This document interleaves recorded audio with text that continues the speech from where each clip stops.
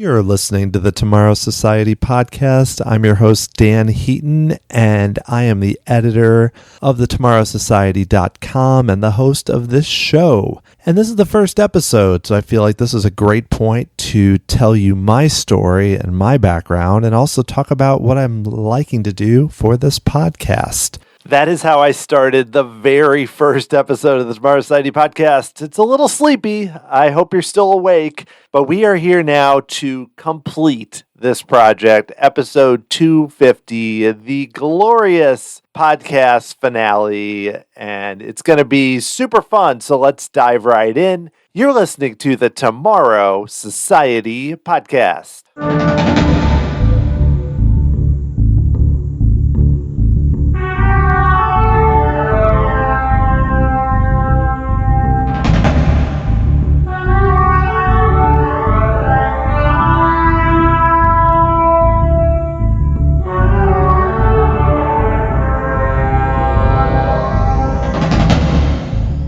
Thanks for joining me here on episode 250 of the Tomorrow Society podcast. It is Dan Heaton for the final show for good. I feel I have mixed emotions. I am super proud of everything done on this show, but also I will miss it, but I think this was the right time. I like ending it on this kind of even big number of 250. So what are we going to do on this last episode? Well, there's a few things. First, I'm just going to kind of summarize the show, just kind of look back and talk about kind of where I started the show and where it went and a little bit on why I decided to end it. And then I had reached out for listener questions. And so I'm going to answer each of those. Thank you to everyone that submitted them. I also want to talk about just kind of how I'm looking at the world of theme parks right now. It's kind of my last chance, barring any guest appearances on shows in the future, to talk about what I think about what's going on with Disney and Universal now that I went there recently,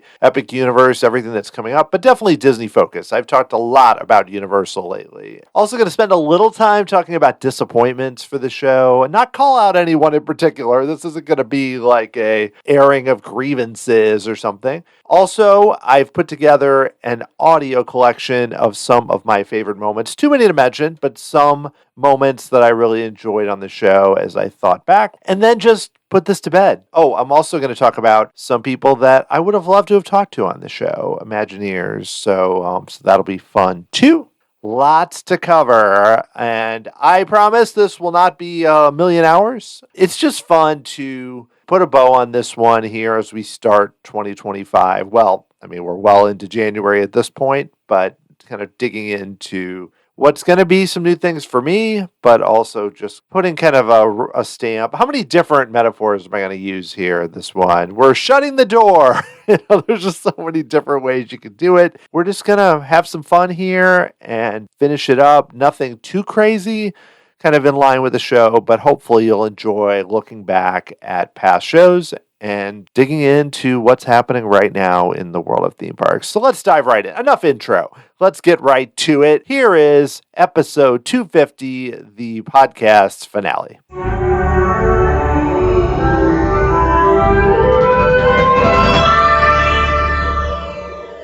It was so interesting for me to listen back to the beginning of that first episode, which I have not listened to in so long, and be like, wow, my tone is very different now. And it's not that I was bad then, but it was definitely, I felt like I was really trying to do more of like an NPR or something, or just like, here, hey guys, this is kind of a quiet, comfortable place to be at. Where now I'm like, hey, it's very different. I don't know what happened. I think it's just developing a style. You think about that. That was recorded in 2015, 9.5 years ago or something. So it's a very different, I'm a different person than I was then. And I'm going to try not to make this too like navel gazy, like, oh yeah, and here's what I did and how great I was and everything. Not really. I don't really want to do that. But I'm sure there'll be a little bit of that kind of introspective side to this, which I don't do that much on the show because the show's primarily an interview show. Most of the time, trying to focus on the guest. It's not really as much about me. Yes, I've done trip reports and talked about D23 and everything. And people that were members on Patreon heard a lot more of me doing kind of solo shows through the bulletin and everything. But if not, mostly it's like, hey, I have a perspective that influences the guests I have, it influences the questions I ask. But overall, it's when I'm talking, especially to like an Imagineer, it's not really that much about me. Yes, I'm having a conversation with them, but it's about their story. So this is a little different for me, but I do this here and there. First of all, I just want to give a big disclaimer. I'm going to say thanks to a lot of people, guests, people I know, podcasters, listeners, everything else. I am sure there are so many people that I'm going to forget to mention or just can't or anything else, but just say, if you've listened to the show, one, sent me an email, had me on your podcast, been on this show, connected with me on any social media in the past to say you like the show, reposted, retweeted, anything else, you are mentioned even if your name is not said. You're thought of. I appreciate it. Going back to the very beginning, I remember I wrote a blog about Horizons. It was posted by a few people on Facebook, and everybody's like, oh, this is cool. Like, there was like the Horizons page, which is still there. Like, Widen Your World, used to be a thing. Right off the bat, people have been friendly about this show, and there's so many podcasts out there devoted to every subject now, especially in the Disney space. There are so many good podcasts with people that have built communities that were involved early on, that for me to come in as somebody who doesn't live in Orlando, doesn't live in Anaheim, just in the middle of St. Louis, to come in and be able to find an audience, I still really appreciate that right off the bat. And it's because a lot of you just were really cool and it helped out and were friendly. I think back to when I did my 30 hours at Walt Disney World 2019 solo trip to catch up on a lot of things. And I met a listener, Scott, who is a minivan driver. And, he's like, hey, I'd love to meet up and say hi. And he's like, oh, I'm driving my minivan. He just like picked me up from All-Star Movies. And I got to ride in a minivan and talk to a listener and go to the Animal Kingdom. And that was fun. It was only a 15, 20-minute interaction. But, that's something just right off the bat. And he was just super cool. And that's just one of many examples. I haven't had many examples where I like get special treatment or whatever. More just whether it's online or the few times in person when you meet somebody, it's just really cool to connect with you guys. And I pinch myself, especially when I'm talking to, whether it's an Imagineer, an author I like, a podcaster. I remember when I talked to Ricky Briganti and it was Skype audio. And I was like, I cannot believe I'm talking to this guy. Similar with like Lou Magello and Len Testa. Some of the people that were involved in those early podcasts, Doug Barnes in the season past, I'm like, I cannot believe I'm talking to them right now. And that has not gone away at all.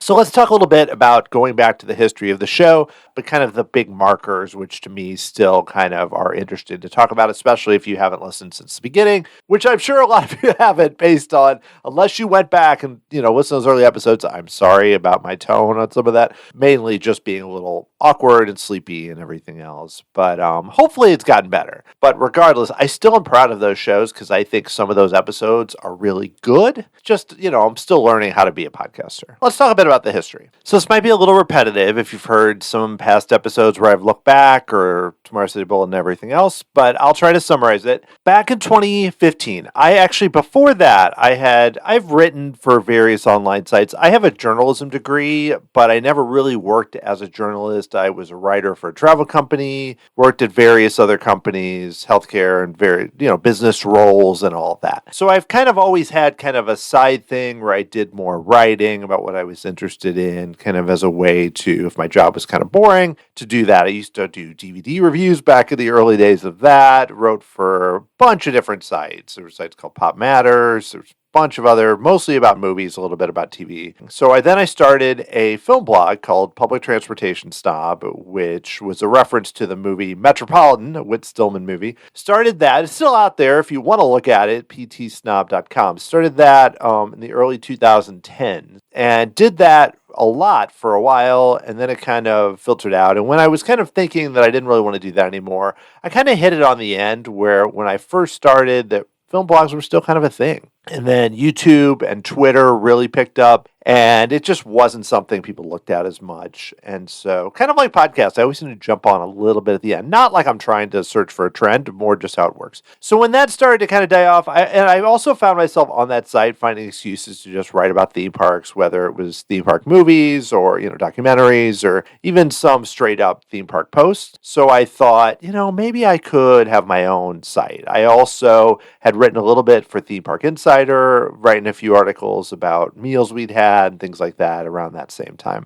So I thought, I could do this. I could write about something like this. So maybe I'd start a theme park blog. The Tomorrow Society was kind of a joke. It was more like we had a lot of join the Tomorrow Society, kind of a fun kind of thing, a little bit like you're joining a group or a band or anything, some sort of public society group of people that like to look ahead to tomorrow. And it seemed to be mostly, for me, it was more focused. I was going to focus a lot on things like Epcot Center, things I love in the parks like the monorails, and more the forward-thinking idea. I wrote articles about the movie Tomorrowland, wrote a lot about Horizons, kind of started there. Early on, though, I also thought, it might be fun to do some interviews or, actually to review some stuff. So I had reached out to Ryan Ritchie, who some of you know, has been around for a while, also hosted the Theme Park Trivia Show. But at the time, he had a documentary called After the Fair about the 64 World Fair, which is now you can watch on YouTube, which is awesome. Just search for After the Fair. It's really easy to find, and it's worth your time. It talks to Rolly Crump, talks to Jon Favreau, because Iron Man 2 is involved.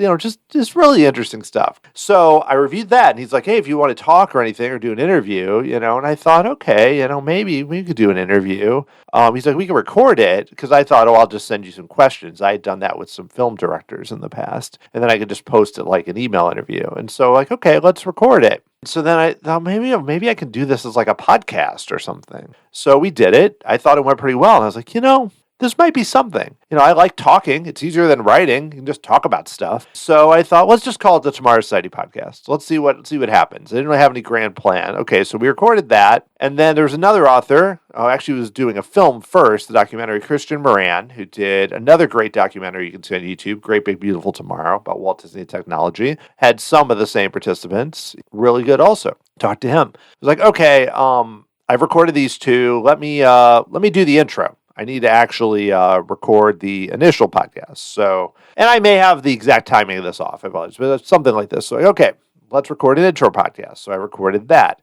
And, I actually backdated that to when the initial blog was written. So that actually, really, we started around, it wasn't, even though that one says earlier that summer, really where the show to me started, even though I released the introduction first, was Ryan Ritchie, and that one was released August 28th, 2015. That's episode 2. So that's really where this whole thing started. So I went ahead and said, okay, let's do this. I thought I'm going to talk to, the way I described it is authors, filmmakers, and podcasters. That's kind of the 3 bucket, and other experts, but that was kind of where I was going. So after Christian Moran, I talked to Sam Genoway. Sam Genoway's awesome, has written a lot of great books about Universal. We talked to Walt and the Promise of Progress City and his book Universal vs. Disney. Then I promise I'm not going through all of it. Talked to Seth Kubersky, who was just on the show, full circle, about Unofficial Guide. I believe the first Universal Orlando Unofficial Guide. Chad Emerson was on. He was a great season pass podcast guest. I had him on. Really just kind of went from there. And the first podcaster I had on was Len Testa, who I knew so well from the WDW Today podcast. And I couldn't believe that he was willing to be on. I reached out, and he was one of those, Len, it's either you don't get him at all or he responds right away. And he responded right away and was like, yeah, let's do it. And that was awesome. So we kind of were off and running. Now, again, there was no I'm going to do a show every so often. It was more just, hey, I'm going to do shows here and there. Talked to some filmmakers. Philip Swift did A Dark Side of Disney. James Carter, who was doing Foolish Mortals. So talked to a few filmmakers. Ken Kibo, who fairly early on did a documentary about Rolly Crump called The Whimsical Imagineer.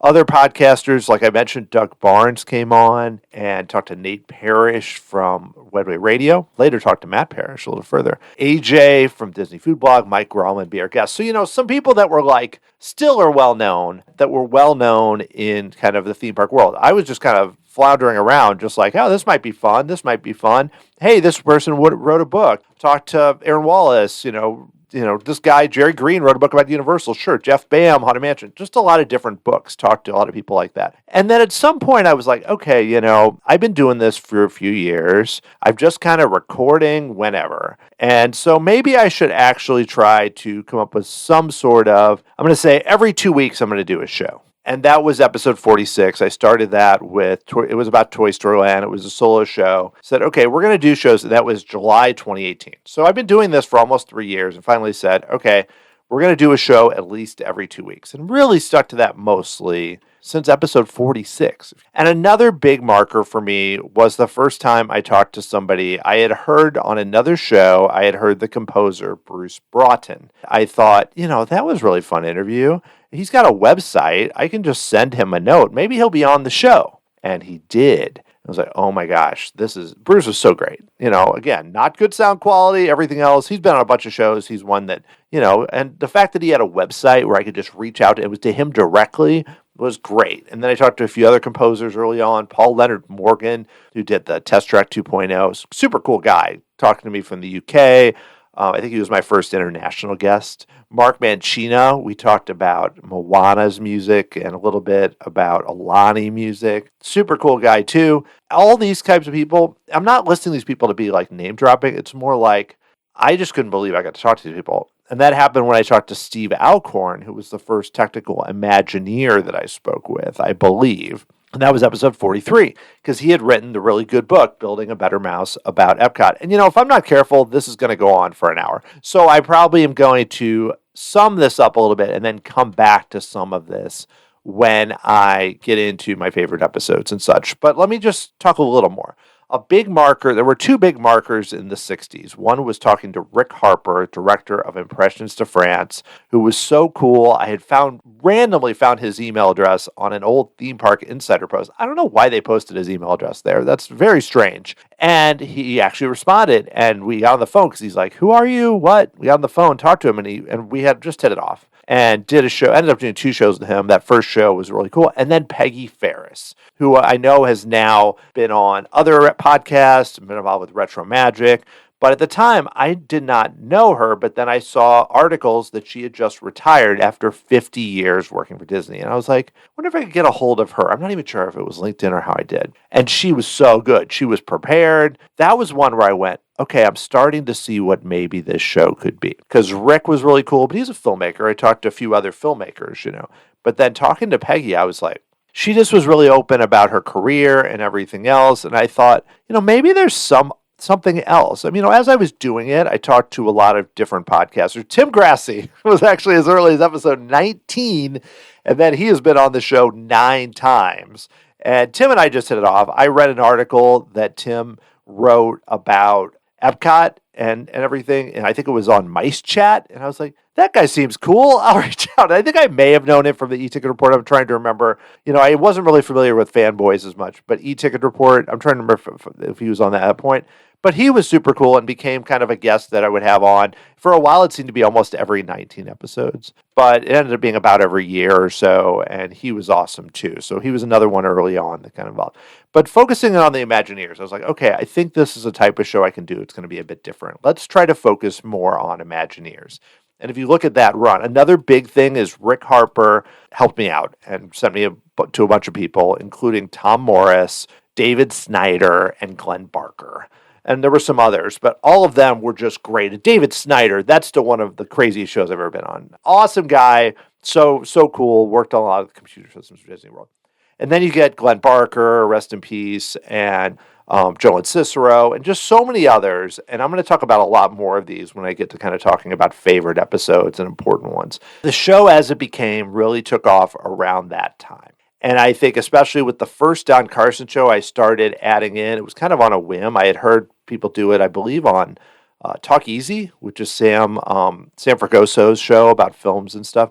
They had started, I'm not sure if this is where I heard it first, but they would have a little clip beforehand from the interview, and I really like that. So I started doing that January 6th, 2020, episode 91 with Don Carson. And Don Carson is super awesome. More on him in a bit. So from there, it kind of went the way it went. I started the Patreon at the end of December. I wasn't sure how that would go. Did a stupid thing of a per episode fee. Quickly changed that. But, and that grew pretty well into a nice little group. So the only downside of the Patreon is then I found myself, instead of just focusing on the podcast, I was also focusing on creating all these other shows like the bulletins and everything. And I think it did split my attention a bit. And I think maybe in hindsight, I should have made it more where you get an extra show, but it's not, I didn't put the emphasis so much on myself. But I have heard a lot of people really like those bulletin episodes, so it's kind of a mixed bag there. Another big factor in everything went was the pandemic, which unfortunately made it where my big Disneyland trip where we were going to stay at the Grand California never happened. And then when we tried to do it years later, we stayed somewhere else because it was twice the price. Taking away from me, one benefit, not for the people doing it, but a lot of people got let go or furloughed,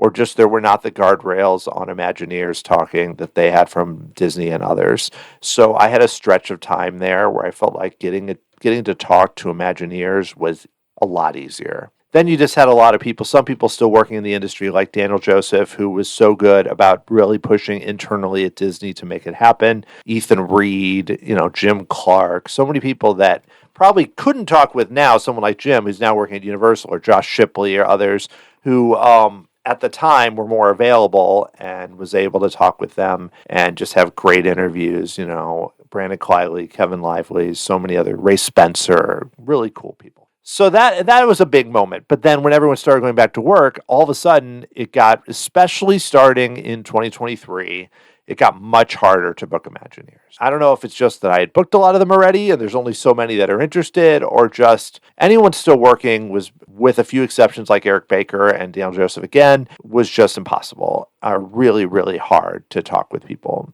And then also, I think after so many years, it wasn't that the shows were any worse. I still love doing the shows. I did start to lose a bit of interest. And then another factor was I was full-time work from home during the pandemic and for multiple years after. And not that, I always focused on my work, but all seriousness, it was very easy where you could schedule something during a lunch break, or you could schedule something at the very end of the day right when I got done, or whatever.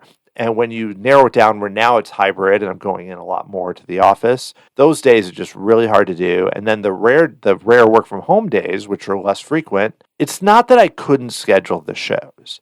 It's that you're really bottling up your time, and then it becomes more like, oh my gosh, I got to do this, versus I've got a more open schedule and it's a fun thing. It became more like, oh, I've got to schedule this. And also I could just sense, I thought about it with episode 200. I could just sense that things were, that I was ready for another thing. And that's okay. But I'll talk a little bit more about how things kind of went when I talk about disappointments. I don't really want to flip this negative. But I will just say overall, the way it evolved organically is what made it last for so long. The way that it kind of went from, I'll just interview these people, to, well, maybe I can interview this type of person, or maybe I can do this. I continued to kind of still talk with authors and filmmakers and podcasters, and I love that. That was so much fun. But the Imagineer side of it is, I think if people look back at the show, or if they decide to go back through, those are the ones they're going to focus on, and I totally get it. But that really wasn't the intention. I didn't think that was even possible. Yes, I'd heard like the Season Pass podcast did some amazing interviews with Tony Baxter and a lot of the people I ended up talking with. I promised Doug I wasn't copying your type of show, because they had a different vibe, because you have Brent the professional, you have Doug, you have Robert, you have a group of you, and it's more like, hey, buddies are just hanging out chatting. Where me, I try to have that vibe, but for me it was more like an interview, like a podcast interview, and I'm not going to say it's as good as this, but like a Fresh Air or Mark Maron or something like that in the theme park world. That's kind of what I was going for, because I listened to those shows quite a bit, and I was kind of going for, not trying to mimic. No, you can't mimic either one of them for completely different reasons, Terry Gross or Mark Maron. But I'm just saying that vibe was kind of the one-on-one. We're just going to talk to a story and see where it goes and just hang out is definitely what I was going for. But the fact that it evolved the way it did, I think worked out great. I was still amazed when I look at the list of people I talked with, Imagineers, podcasters, anyone, authors. I'm stunned by And I'll mention a lot more of the people. I might not get to all of them, but I'll mention as many. But I want to get to the listener questions here, as I've already talked pretty long about this side of it. All right, let's get into the questions from you. Thanks to everyone for submitting them. This is from Trevor B. Trevor, a long time patron, has sent messages. Awesome to hear from you, Trevor. Here's his question. Do you think you will continue to visit and follow theme parks as your kids get older? Short answer, yes. Longer, definitely. Heck yes. I'll go into a little more detail. Obviously, I feel like already the trips that I'm taking and the way that I take them is different. You think about, I went a few times with my wife where it was just us, and it was like almost like commando touring. It was just trying to hit as much as possible on a few trips that were a blast. Then we went when Elise was young, then Etta was young, and then we had 2 young kids. I mean, they were 4 years apart, but 2 fairly young kids. And then went a few times. Most recently with the 4 of us, we were, Disneyland 2023 and then Disney World 2022, where you have 4 different ideas of what to do. The benefit is you don't have to deal with strollers and diapers and everything. The challenge is if somebody's in a bad mood or doesn't want to do something, it could be a challenge. But for the most part, they're good kids and everything.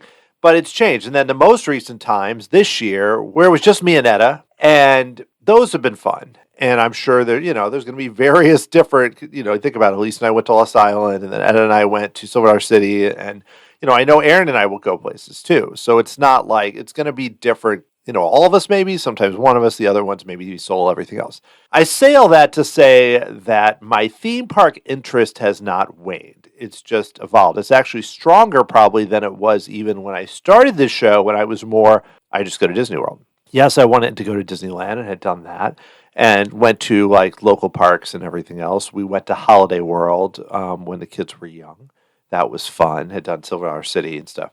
But now I kind of look at it like I want to go to all these places, especially with my recent trips to Silver Dollar City for a few straight years. Hope to do that again this year.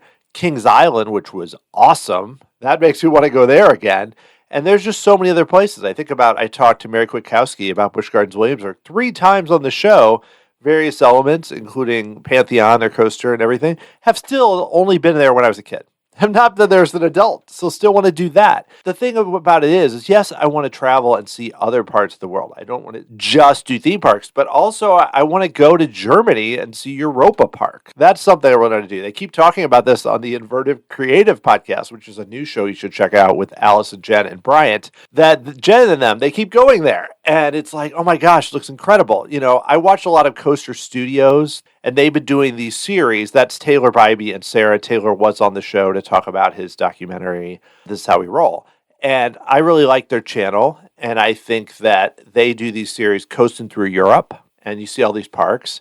They're starting coasting through Asia, and they did coasting through the desert and down under. And when I see those, it just adds more things to places I want to go. Years ago, I remember listening to Season Pass, and Doug did this Wheels on I-80 tour, which I know they recreated lately. That was where I actually met Doug at Six Flags St. Louis. But then they went to all these parks, and then I used to listen to more to Coaster Radio, and they always talked about all these parks, and it just kept adding up. Where all I want to do now is go to more parks and check out more places. I mean, I think about the list of parks I want to go to. There's just so many. And we're going to talk about that in a minute, actually. Talk about that in a different question. But my point is, overall, conceptually, I just love going to parks. I don't know, some amusement parks are not fun to go to solo. Even I find sometimes even the Magic Kingdom, while it's awesome, that's the only park I've been to at Disney solo where I felt like, I guess because you're just like squished in with other people. It's just a different vibe than like Epcot, Animal Kingdom. Those are amazing parks to go to solo because you don't even feel like you have to go to the parks. But I also think Aaron and I will go. And they're going to be different types of trips. There's lots of restaurants we've never eaten at the parks because we're just like, the kids just are too picky. Even now, they're too picky. So it's just not worth the expense. Love to eat at Tiffin's someday. I'd love to go stay at some of the resorts we've never stayed at. Eat at Jico. I mean, there's plenty of things I haven't done in the parks and plenty of resorts. I even think French Quarter I enjoyed more than I expected. I was like, oh, it's a moderate. It was relaxing and cool. I would love to stay more places like that. The trick for me is not as much will I continue going to parks as the kids get older. The trick is, how do I rein myself in where I'm not just like wanting to constantly go to parks? I want to go all the time. I'm really excited about a lot of things that are coming to the world of theme parks. And not even just that. I love zoos. I love aquariums. I really enjoy like art museums, cultural sites, everything else. A lot kind of in the themed entertainment adjacent world or whatever. I had a great time when I went to the Abraham Lincoln Library. And so there we went to Marceline was awesome. So it's not just Disney focused. I feel like it's expanded more. We're especially not doing the podcast. I do feel less pressure. Like I always felt bad that I hadn't done Velocicoaster and Hagrid's and everything. And now that I've done them, I want to do them again. But it's going to be different where I'm not going to feel like, oh my gosh, I can't believe I haven't done Tiana's. I mean, I'll want to do it because I think it's a cool ride, but not because of the podcast. I never really did trips just for the podcast. Like even when I did that solo trip I referenced, as much of it was just, hey, I want to do all this cool stuff. I've never done Flight of Passage, whatever. I want to see Illuminations one more time. All these things. Like even the last few trips, I mean, this trip, I wasn't thinking, like in the past, I've been like, oh, I need to shoot a few things for YouTube. None of that on this trip. I think I might post a YouTube short that I thought was kind of a cool video of the Hulk coaster kind of coming up out of the fog. But that's just because it's a cool, fun video. It's not really like, that's the thing is I've really appreciated, and this pretty much happened in 2024, but just even though I've done a few trip reports, I'm not mostly doing the trip thinking about that. I was kind of fiddling with YouTube a little bit for some of the trips, like Silver City and Lost Island and stuff. Not going to really do that anymore. So it's more just, I want to do cool experiences, not in terms of how does this connect to the podcast. All right, the next question is from Jeff Lambert. Jeff has been a longtime patron, sent me some nice messages, really great supporter of the show. I was looking forward to your regional park visit in 2025 and love to hear what you have planned for the year ahead. Where do you know you will visit and where do you hope to visit? If there's time, I'd love you to rank your favorite regional parks, maybe a top 5 or 10, whatever you like. It's tough with rankings because I feel like I can't really rank because I haven't been to enough. But I will, after I talk about kind of where I want to go, I will talk about some of my favorites that I have been to, which are going to be ones you probably heard about on the show. I don't have anything booked or planned yet, so I'm just talking about hypothetically. I'd like to do a combo Kentucky Kingdom and Holiday World trip. I've been to Holiday World twice, but I've never done Thunderbird, and I've never done the new Good Gravy coaster. So there's 2 coasters I would like to do there. I've never been to Kentucky Kingdom. I really want to go there and get on Lightning Run, and especially the RMC coaster Storm Chaser. And those 2 are within like an hour of each other. Holiday World's 3 hours away. I think Kentucky Kingdom is 4. So essentially what I think I would do is you drive up, maybe drive to Holiday World and hit that day, stay overnight, then do Kentucky Kingdom. Probably at most it'd be 2 nights. I don't know how much. Push it 2 nights or 1 night, probably 2. Love to do that. A second one, I like to get to Worlds of Fun, partially because my brother lives in Kansas City. Another reason is Prowler. I really want to ride Prowler. I've just never been there, and it's only 4 hours away. And then it's also, I get to connect with my brother and his family. So I would love to do that. I'd like to get back to Silver City, even though they don't have any new coasters. I still haven't done Wildfire there. That's another one I want to do. I'd love to ride Fire in the Hole again. Powder Keg. I haven't done Outlaw Run on the last trip, so I'd like to do that again. And then Time Traveler, and some of the fun rides like Thunderation and the Flooded Mine. Also never done their railroad there, which I've heard is really fun. Every time I try to, it has a long line or it's closed. So I haven't done their railroad, which I know has like a thing where you get robbed and stuff, which those types of things are really fun to me. I also really love just a train in general. Would love to get back to Kings Island. I don't know if it's going to happen this year. There's still a lot of coasters I haven't done, especially if Etta would go with me. I'd love for her to experience Mystic Timbers and the Beast and Orion, and then I haven't done their new suspended coaster, some of the kids' coasters they have. Never did some of the other rides there. I don't know, some of them seem like they'd make me sick. I'm not going to do Invertigo, but I might try Banshee. A few of the other ones I didn't do the last time. Maybe Flight of Fear, though I've heard it's really terrible and has long lines, so maybe we wouldn't do that. Cedar Point is on the list, but I don't think it's going to be this year. But if I did a Kings Island trip, it would be tempting to drive 3 more hours to Cedar Point, which I have not been to. I want to ride Steel Vengeance and Magnum and Millennium Force and Maverick and so Gatekeeper, so many other things at Cedar Point. They also have a new tilt coaster opening this year. But others I'd like to do, I'd like to maybe do another Iowa trip because they're going to open an RMC Raptor at Lost Island, which I didn't think I'd ever go back there, probably, even though it's a cool park. But now with that, and then I could combine that with Adventureland, where you could do I think Monster is the name of it, their Gerstlauer coaster. So that would be fun. I could do kind of like in the way with, I mean, they're a little more spread out. Go to Des Moines and Waterloo, kind of like going to Louisville and then to Indiana for Holiday World, kind of as a combo trip. I think that would be really fun. Would love to go to Dollywood. I don't know if it's going to happen this year because it's about 8 hours away, but that would be great. And especially because of how much I love Silver City. Beyond that, everything else would be a flight. Still would love to get to Knott's Berry Farm, maybe combine that with Disneyland. Would love to get to Busch Gardens and ride Iron Gwazi and SeaWorld, and of course back to Disney. For this year, I don't have anything specifically planned, but some of those will happen.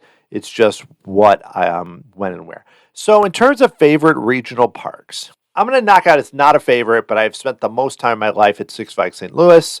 It gets a little bit of a bad rap. People go there and they're like, oh, this is actually a little better because they think about like Screaming Eagle and American Thunder and The Boss. The Boss is so rough, and the Mine Train and Log Flume. It does have some kind of cool historical rides. Not one of my favorites, but if you're somebody that has been to all the other kind of big Six Flags / Cedar Fair parks and you're planning to go to something like Holiday World or even Silver City, it's worth stopping by. It's not bad. But in terms of ones I've liked the most, Silver City, it's a combination of one, it being so easy. It's only it's like 3.5 hour drive. You can stay there cheap. They have the cave, which is awesome. The service is great. The employees are great. And they just seem to understand what it takes and theming and everything. Like you think about them adding Mystic River Falls, such a cool raft ride, them adding Time Traveler, Outlaw Run, and then them continuing to kind of figure out how they're going to make this into a full resort. I'm so interested in how all this is going to go. I've only been there once, but I had such a great time in Kings Island. Like I mentioned, Holiday World is awesome. The voyage until I rode Velocicoaster was my favorite coaster I've ever ridden. It's still going to be number 2.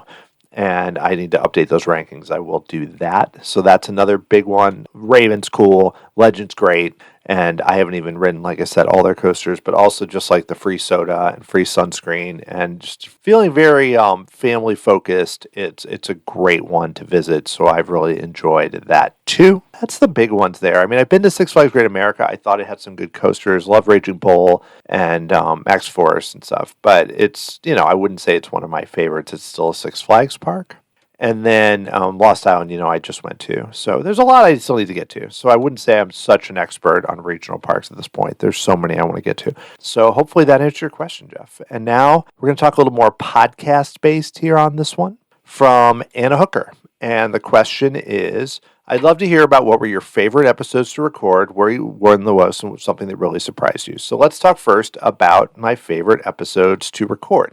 I will say, I'm going to talk mostly about Imagineers, but I want to mention a few others that are really cool that really stood out to me as being, favorites in a way. Getting to talk to John Walker, the producer of Tomorrowland, kind of came out of nowhere, and I just really, really enjoyed that. These are kind of others. I'm trying to mention as many shows I haven't already mentioned before. Kevin Perjurer from Defunctland, getting to talk to him about his Epcot film, and he was so passionate and so cool. It's like I almost forget I did that because it seems so, like I've sent a message to a bunch of kind of big YouTubers. I never heard from Jay Nicholson, never heard from Jake from Brightson Films. A lot of people like that. Kevin Perjurer is an exception where he just he's in and just, was so pumped to talk about Epcot. That was really fun. Jeff Blybe, the filmmaker who wrote the book Polishing the Dragons about Wonders of China, he's also been on Retro Disney World, but getting him to talk about Timekeeper and Wonders of China, Reflections of China, all of his work, just really cool stuff there. So looking at podcasters, I got to mention all my shows with Tim Grassi, also with Skipper Ben. We've done so many fun shows about the Disney MGM studios. Also really love getting to talk to Lou Mangello and just try to ask him questions that were not, so just telling his normal story. I mentioned Ricky Briganti. That was incredible. Talking to Carly Wiesel multiple times. I really like her whole attitude towards theme parks, and Very Music is a great show and just a lot of fun to talk about there. Really enjoyed talking to all the Retro Disney World guys. They were all awesome. Talked to Todd and Haubauers and Brian. You guys are all super cool. What other ones? All the, Len Testa. The one that really stands out is the third Len Testa show, 39. Oh, I got to give a shout out to Len Testa. He's the only time I've ever done a podcast with someone and the recording completely was destroyed or didn't work. And I had nothing. I had me talking and nothing from him. This was still very early on the show. I want to say this might have even been the second show we did. I'm trying to remember if this was the second or third. Second was episode 20 or 39. And I reached out. I'm like, I'm so sorry. I know it was a really great show, but is there any chance you'd record again? If you can't, I totally understand. And Len was just like, yep, I'll do it. Sure, let's do it. And then I think the other show was even better because it was almost like we had done a dress rehearsal of the show. And I pared a few things down and everything else. So that was really cool. And I'm going to apologize again. I can't just name every single show, but there's been so many good ones. But let's talk a bit about Imagineers now. I'm going to kind of go chronologically. I've already mentioned several, so I'm not going to keep mentioning them again. I love talking with Glenn Barker about audio and sound, and I'm so glad I got to talk with him. It was so sad that he passed away. Really odd dude, Brand Farron. He's like a TED Talk type guy, and was involved a lot with R&D and him talking about Tower of Terror and Test Track and everything. The two podcasts with Dale Joseph are some of my favorites. One, because he's just so down to earth and so cool. Every time I see him on like a Disney D23 type thing, presenting something, or he just did the Haunted Mansion on the Treasure. Wow, what a cool guy. It would not have happened. He wrote up a proposal because he looked at it as this was a way to inspire younger people, kind of took the Tomorrow Society idea as being like, which I hadn't planned, but I think is true, like these stories of Imagineers can help inspire another generation. And I also tried to ask questions that way. But the fact that he came on a second time, he was on episode 127. And even when we did that first episode, we had to record it in 2 sittings because then he ran out of time and wanted to talk more. And I think we did it while he was on the road because there was like wind and stuff. And then he came back for 161. That was super awesome. Got to give a shout out to Don Carson for all the Imagineer roundtables. This was Don Carson's idea. Don Carson, if you're not familiar with him, is an amazing artist and designer who also was involved with Splash Mountain at Disney World and Toontown at Disneyland. And he wrote me and he said, I really enjoyed talking with you. I have an idea about bringing in multiple Imagineers instead of just talking about stories, talking about big topics. And so you notice with those roundtables, they're almost all somebody and Don. And several times, like with Chris Merritt, it was Don's like, hey, I'd love to talk to Chris Merritt. Can we do this? Or he's really good friends with Chris Runco. So he talked with Chris Runco, Joel Cicero, Andy Sinclair Harris. And then, so all those with Don Carson were all just so cool. And then he came back and talked again later about his work on this virtual mini golf game that is super cool. So loved all the shows with Don. Ethan Reed's show was one of my favorites. Ethan was also really awesome about, he reached out and there was a stretch of shows where it was all people that Ethan connected me with. And that was a big, big difference. And also that show is so funny. I just really enjoyed it. You may hear a clip from that when we do our show. Love talking to Rick Rothschild and Ray Spencer, multiple shows with each one of them. Love talking with Karen Connolly Armitage. So open and heartfelt and just so nice. And her story was so interesting. Also, Jonathan Ackley, who worked on like Sorcerers of the Magic Kingdom and Menehune Trail and everything. Really interesting guy. I enjoyed that one a lot. Scott Hennessy talking about Kitchen Cabaret and his interesting career. More recently, Mark Gilbert was one I really enjoyed, where he talked about Rise of the Resistance and was really more from an ops perspective. Some really amazing artists too, like Jamie McGow and Mark Page and Mike Schwalm. All of them were just so much fun to talk with. I love Steve Tatum. He was so funny, him talking about stuff. I mean, he's basically led the creative side of Epic Universe. Ellie Erlandson talking about the Women of Imagineering book and her work as an architect. Love that. MK Haley was incredible. Just her whole approach to education and research is something special. Greg Combs was so funny. He had so many funny stories just about working in the theme park world on so many interesting attractions. A couple Animal Kingdom people, Dr. Jackie Ogden and Rick Barunti. Those are two that I was pinching myself. I couldn't believe I talked with.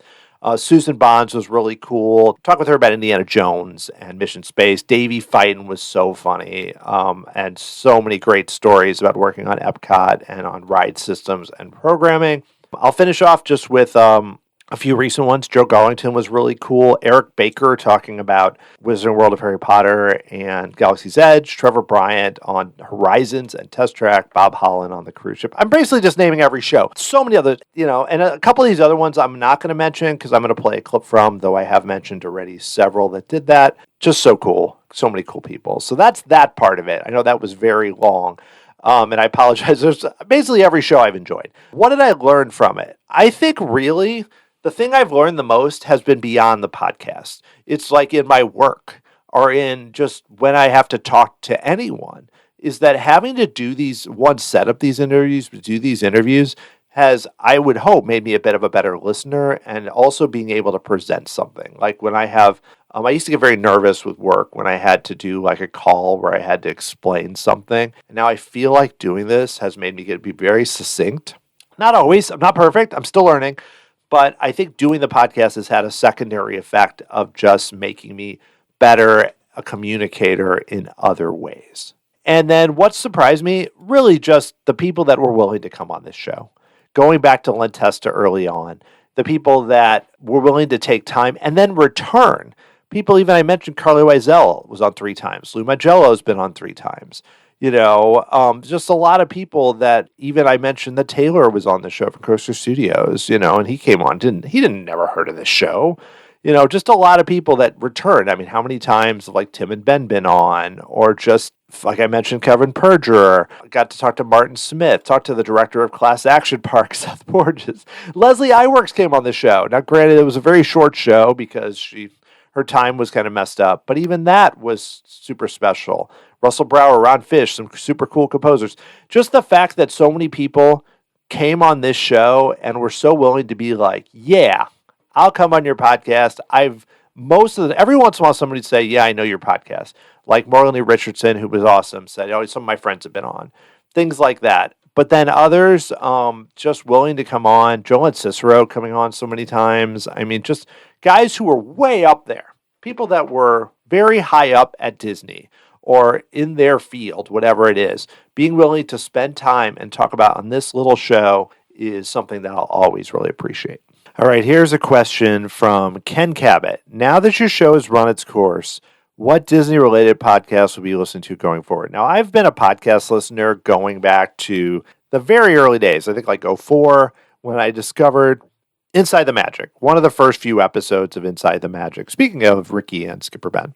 So first, I just want to say, again, I think I've mentioned this in the past, the shows that really inspired me to do a show in terms of Disney were Inside the Magic, the original, not the current site, WW Today with the Mikes and Matt Hodgeberg and Len, the Season Pass podcast with Doug, Brennan, and Robert, WDW Radio, also Mouse Tunes with Lou and with Nathan, then just with Lou, and then a little bit later, Wedray Radio. Those are some of the ones that really got me into doing podcasts myself. Now, I am saying that I'm pulling back a little bit from listening to so many theme park podcasts, partially just because there's a lot of other things I want to look into, try and listen to more audiobooks, everything else.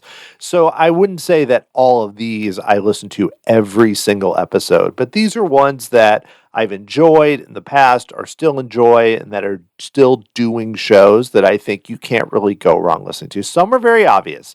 There's the obvious ones like the Disney Dish and WDW Radio that you probably all know about already, but I think are still doing a good job. The 3028 is another really good one. I mentioned Matt Parrish, also with Kevin.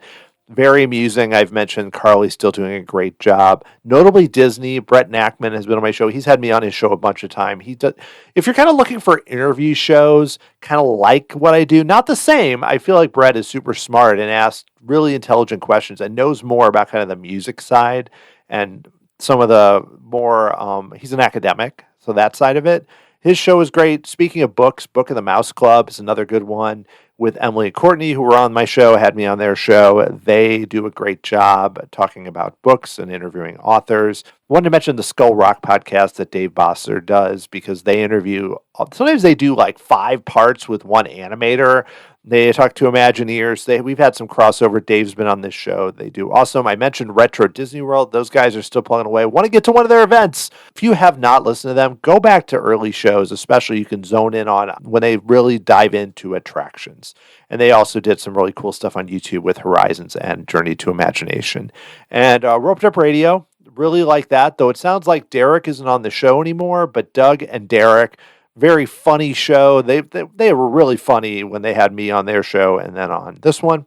I mentioned Averted Creative. That's a new show. Bryant, who is Coaster 365, who was on my show, he did his YouTube where he did a review of a coaster every day for a year, which, oh my gosh, that's incredible. And in 2023, he did that. They've just kind of getting started again with Jen and Allison. That's cool. Shannon does a great job at WW Prep to Go. She's been on my show a few times. I like that her shows are shorter and her trip reports are top notch. Another one that hasn't posted lately, but Soundscapes by Here to the Magic. I always wonder if some of this is like legal, but posts a lot of binaural audio of parks music and walking around various areas, does a really good job. Be Your Guest is always a fun one. And Podcast The Ride, another one that does not, for sure, need me to say a word about them. They did something really cool where they spent an episode talking about my interview with Ray Spencer, and I know that got a big push, and I thought that was really super nice. So that was a lot of fun. I also want to mention a few shows that I listen to that have nothing to do with theme parks. The Harris Football Show with Fantasy, Chris Harris is cool. Football Guys has multiple podcasts that are great.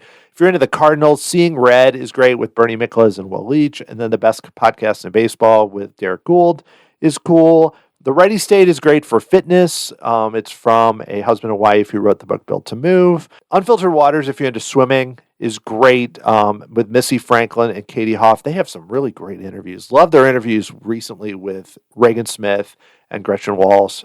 They talked to Katie McEwen, a lot of great swimmers. I'm a big into swimming, so that's something that's cool. Finally, I have to give a shout out to Rob Sesternino and Rob as a Podcast, which another big marker in getting me to do this was the fact that I started doing the Amazing Race Canada recaps in 2015 with Jessica Leese, who's also been a big friend to the show. I think we've done it for 10 years because I missed some, and we just did season 11, I believe, or was it season 10?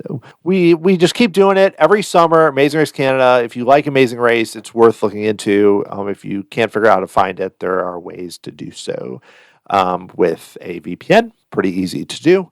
So, but Rob Sesternino, what he did, I mentioned Mark Maron and Terry Gross, but Rob is such a professional and does such a good job of having these silly shows about reality TV, but finding a way to have these like multiple hour recaps. And then a lot of people that work for him, like Jessica Leese and Mike Bloom and Shannon Gus and others, that are able to do these long interviews and really make reality TV so much fun, yet somehow find a way to not make it seem ridiculous.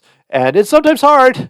Deal or No Deal Island, some of the seasons of The Challenge are not always easy to cover, but so many people work for Rob as a Podcast. He's built this amazing community of podcasters and listeners, and for me to be a small part of that, including I used to blog about Survivor on there, and now getting every once in a while they'll have me on about The Amazing Race. So that's another final person I want to call out. If you are into any type of reality TV, I guarantee you he or someone in his group is doing a show about it, and likely in a very entertaining fashion.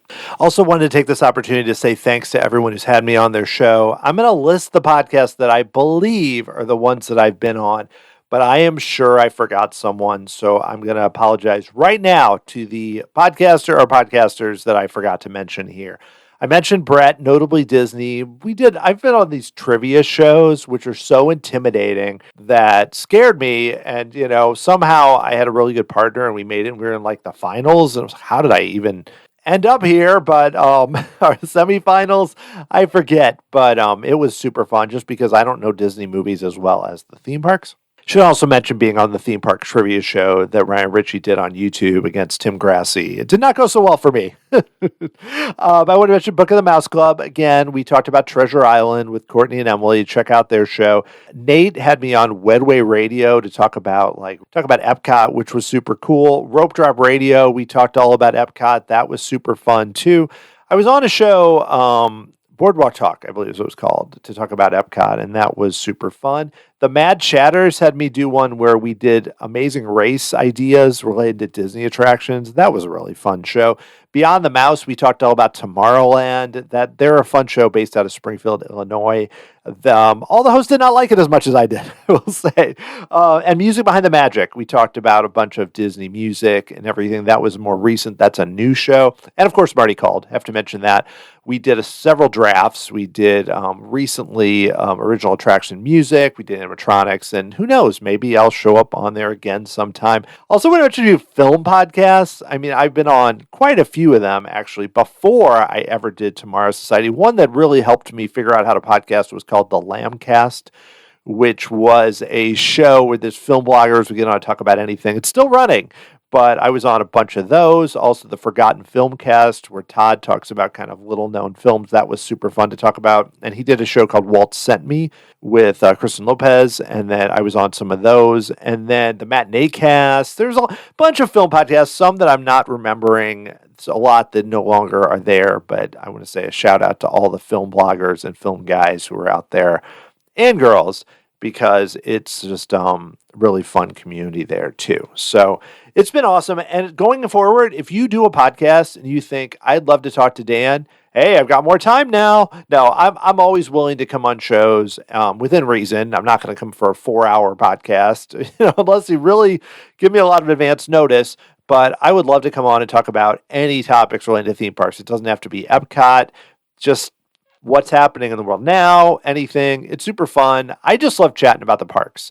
And so I'm sure I'm going to miss it when I'm not doing this podcast anymore. So always let me know if you're interested in that. No pressure, but I would try to make it work, and especially if it sounds like something that is up my alley. One more listener question from Jim Caserta. Jim has been another longtime friend of the show. What is the change over the last 15 years you're happiest with, and what do you think might happen in the next 15 years similar to that?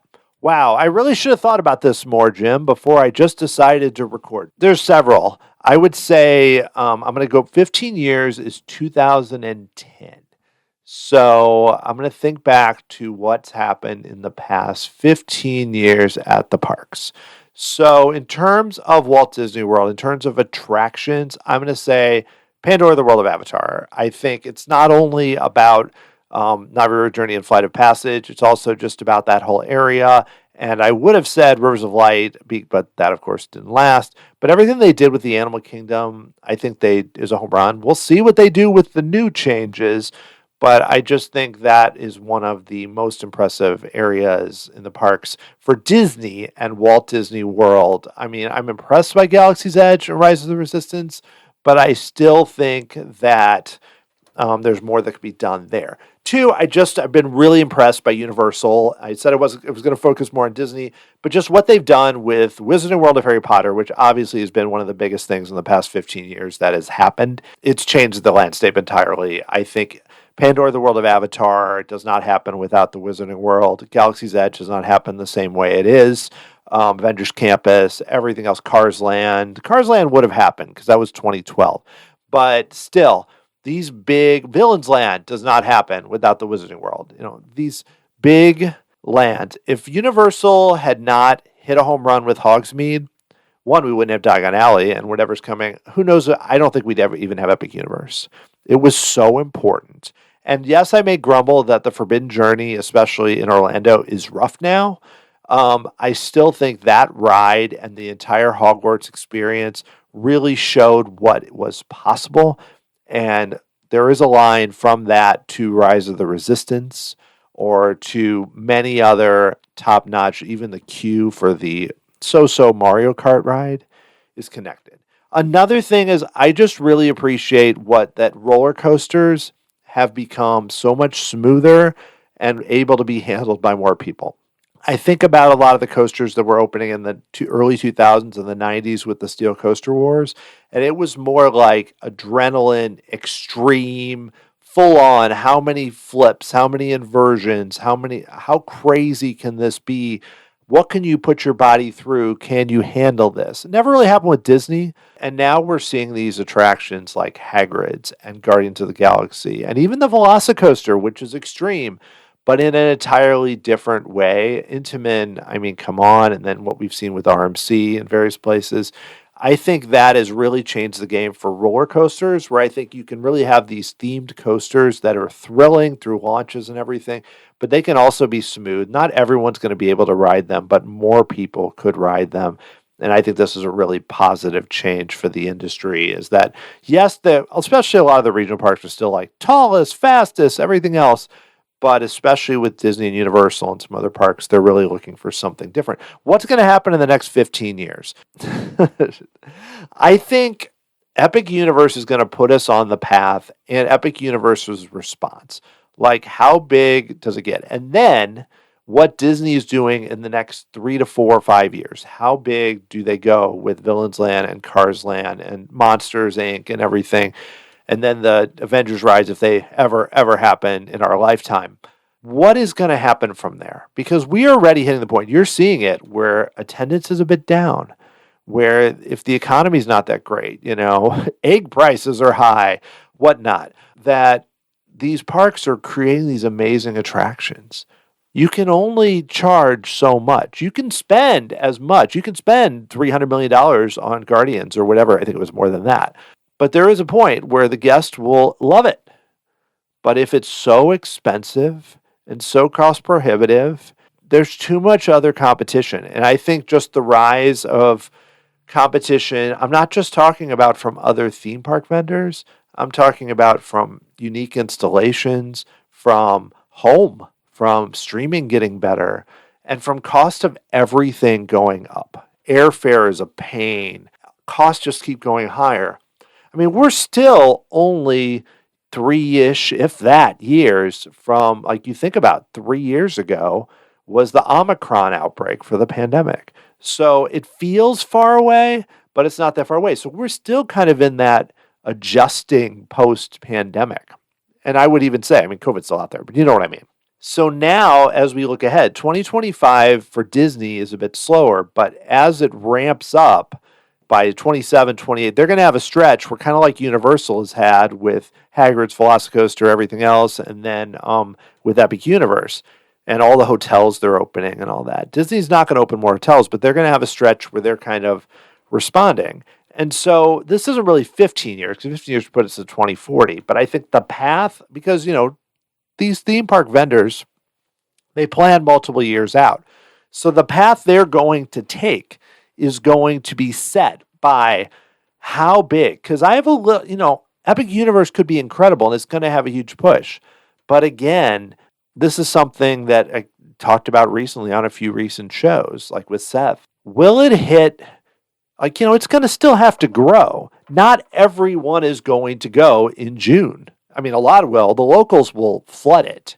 And then we'll get your theme park trips and everything else. Like, what is it going to be like a year from now? What are the crowds going to be like in January for Epic Universe? I was just there in January, and the parks were crowded on a Saturday, but on Sunday it wasn't that crowded.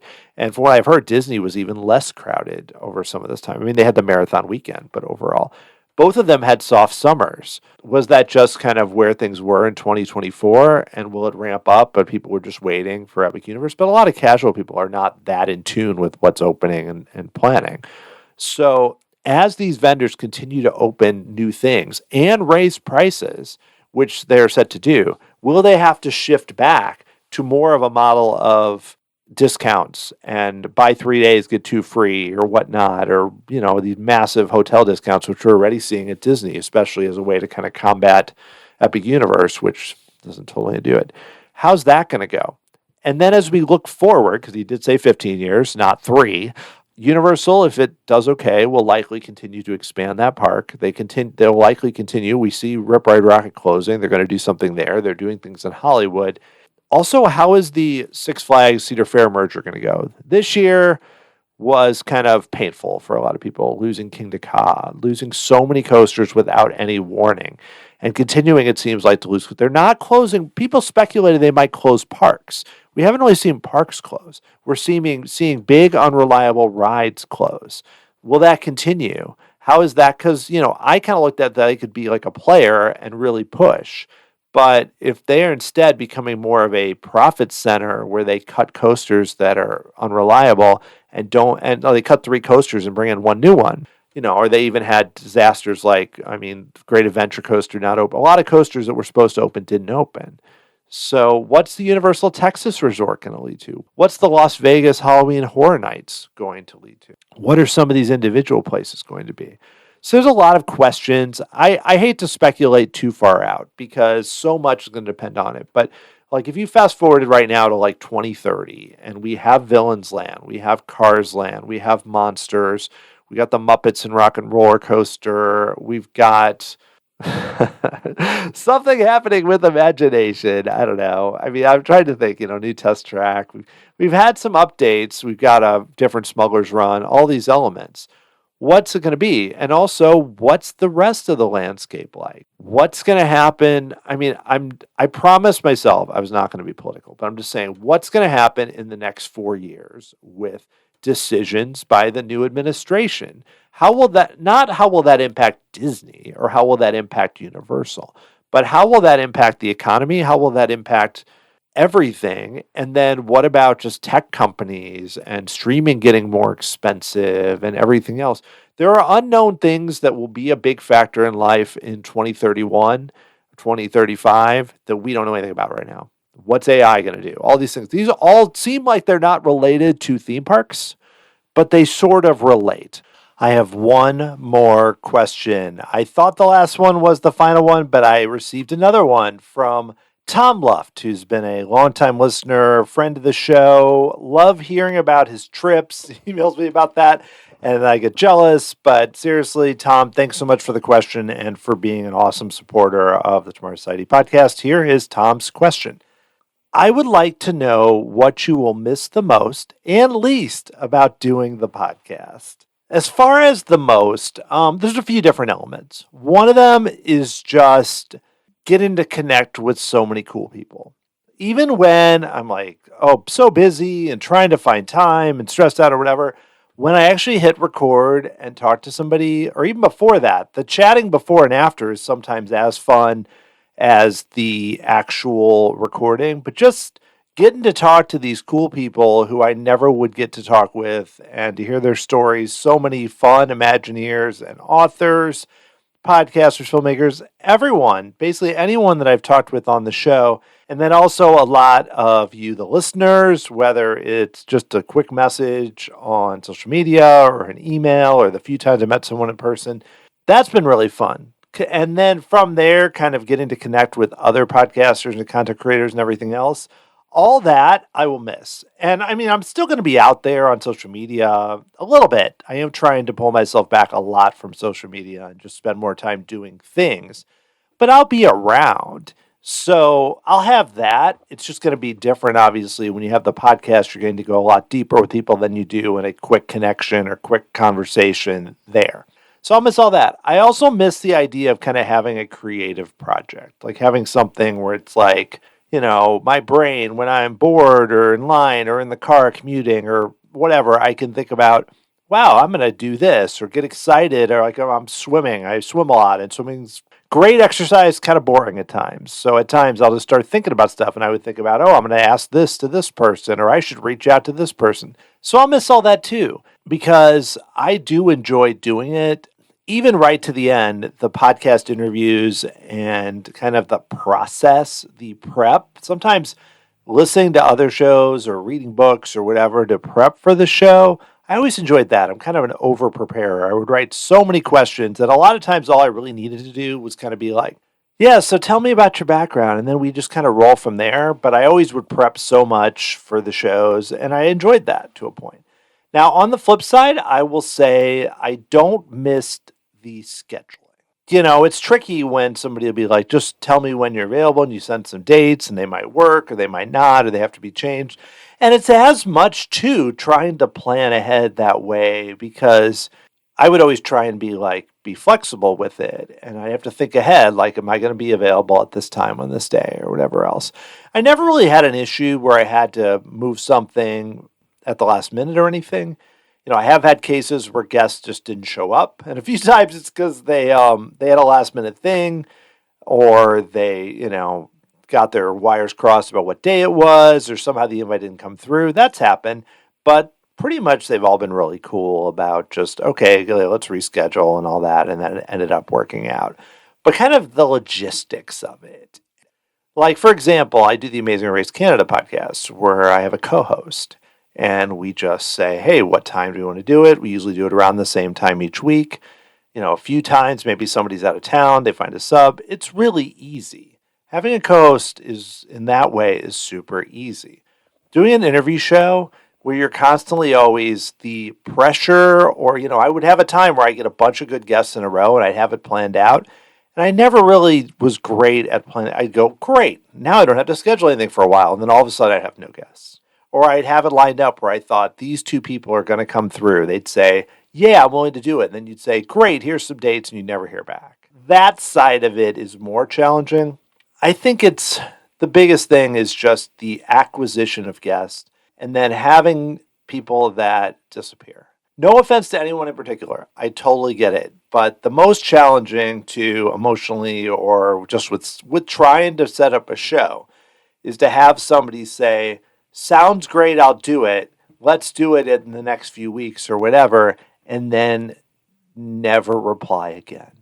And then, of course, my brain starts going crazy. Like, well, what did I do? Did I do something wrong? Or did they listen to the episode and not like the show or whatever? Well, most of the time, it's just stuff in their life and all that. But overall, it's been an awesome experience. The things, if I'm complaining, I'm mostly nitpicking.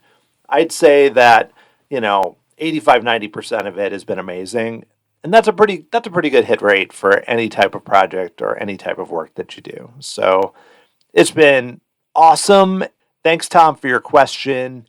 I'll miss a lot of it, but I also feel really good about that now is the right time to put this really fun, awesome project to bed with this episode.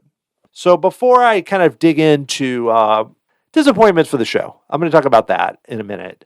I want to tell you real quick, just overall thoughts of how I'm looking at it. I just visited Universal, had an amazing time. I used to always kind of look at it like Disney was a bit better with their cast members, was better with their operations based on my trips. Because, having gone, this was more in the late 2000s, early 2010s. I mean, I've been at Disney many times since. And even my Universal Hollywood trip, which was not super great in 2023. But neither was Disneyland in that way in terms of things. I think we have reached a point, and even I mentioned some of the guests that I've had on, Josh Shipley and Jim Clark as examples, both having been, one leaving and then one being let go by Disney, both taking jobs at Universal Creative. Brandon Kiley at Universal Creative. A lot of people that have worked at Disney in the past being involved with Universal. I mentioned, so many people like that. The expertise there, Disney does not have a competitive advantage at Imagineering. They may have more money, they may have a bigger team, but the competitive advantage is gone. I mean, obviously, they're both not on equal footing, but Universal keeps adding hotels and another park and stuff to kind of get themselves that way, where it becomes 1A or 1B versus 1 or 2. And that's going to be super interesting. And then what is going to happen with everything in California with Disneyland Forward? How is that going to impact that resort? That's going to be interesting. But just based on looking at my trips that I've taken, including, let's say, just 2022 Disney World, 2024 Disney World, 2023 Disneyland and Universal Hollywood, and then 2025 Universal. Let's just look at those.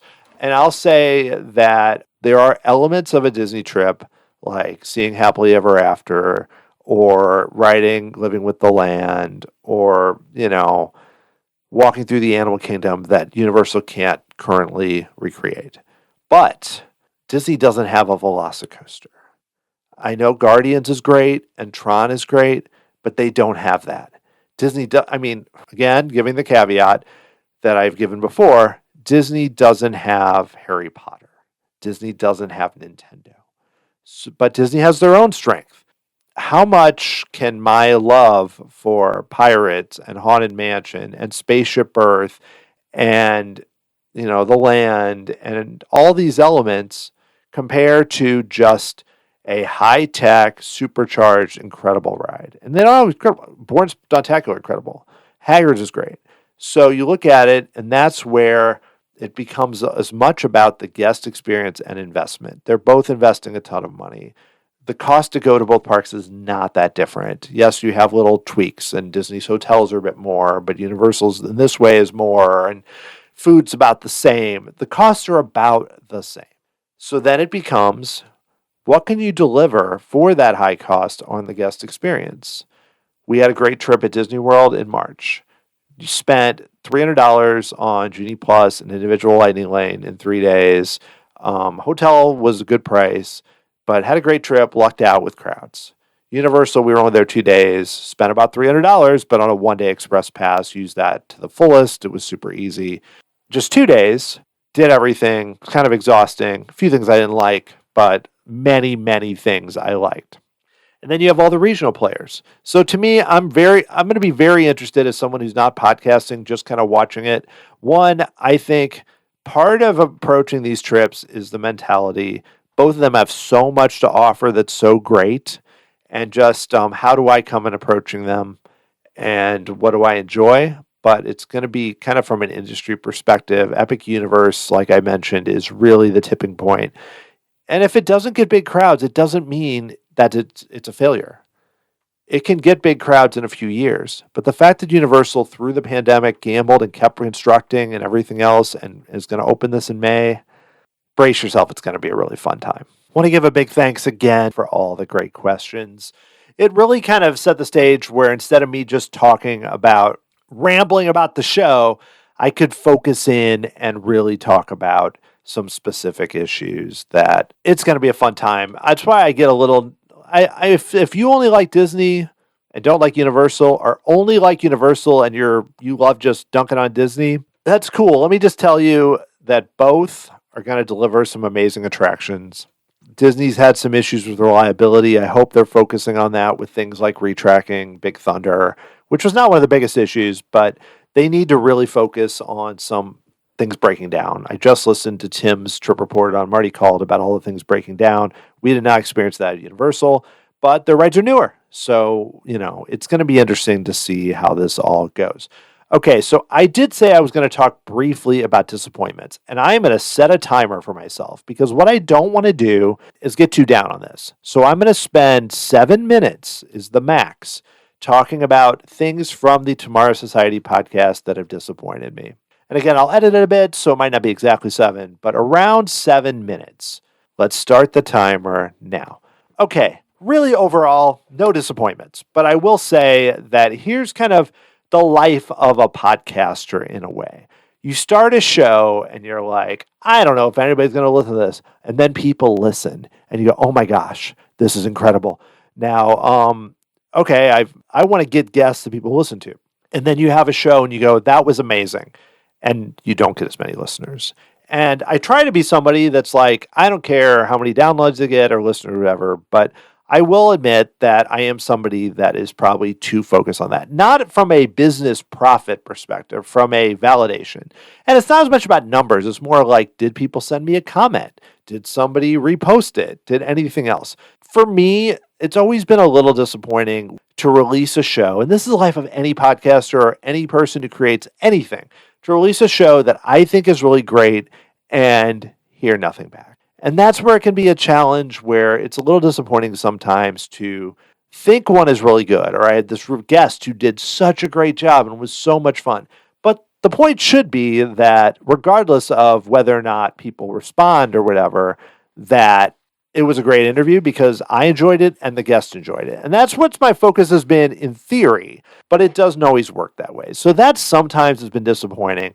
And I think what's challenging is I never looked at this as somehow being, there's always that idea of like, do what you love and it won't work another day in your life, or turn what you love into what you do and all that. I never really thought this podcast could be something that was like what I did. It was always going to be a side project. It was never going to be something that, how do you compete? Very few people can do a podcast as a full-time job. And even if they do, or it seems like they do, same with YouTubers, same with anything, they often are doing other jobs or other side things, or they're selling products, or they're motivational speaking or whatever else, or they are independently wealthy. And I will say that's true with a lot of people. I think that in the recent age of the internet, that's how it works. So that's not something I expected. However, I always kind of looked at it as, especially after I started Patreon, it was more like, am I building to something? Or with downloads or anything? Am I building to something? And that's where it got disappointing when the podcast really seemed to kind of hit a wall in a way. And what I mean is, it's like for a while you kind of grew and I felt like, okay, I'm getting more listeners or I'm getting more people to follow on Patreon or support it or whatever else. And then it just kind of hit a wall. And that happened in late 2022 or so, where it just seemed like I just could not the downloads started dropping, the interest seemed to drop a bit, and it was harder to get guests. And I think part of that, like I said, had to do with the pandemic and it ending and guests getting busier and people not just sitting around going, oh, it'd be great to be on a show. I'm just stuck at home on Zoom. And also, there was some changing in how podcast downloads are counted, where it all of a sudden seemed like I got like a third less. But then once that balanced out, you would think it would kind of stay the same, but kind of continue to go down a bit. And so that was a little challenging, but I could kind of get over all that. What I found most challenging was about struggling more to get guests. And I would like make a big list and say, I'm going to reach out to all these people that I thought, sometimes not even Imagineers, like content creators that I thought, that person, I follow them, I've talked to them, I connected with them, they would be perfect.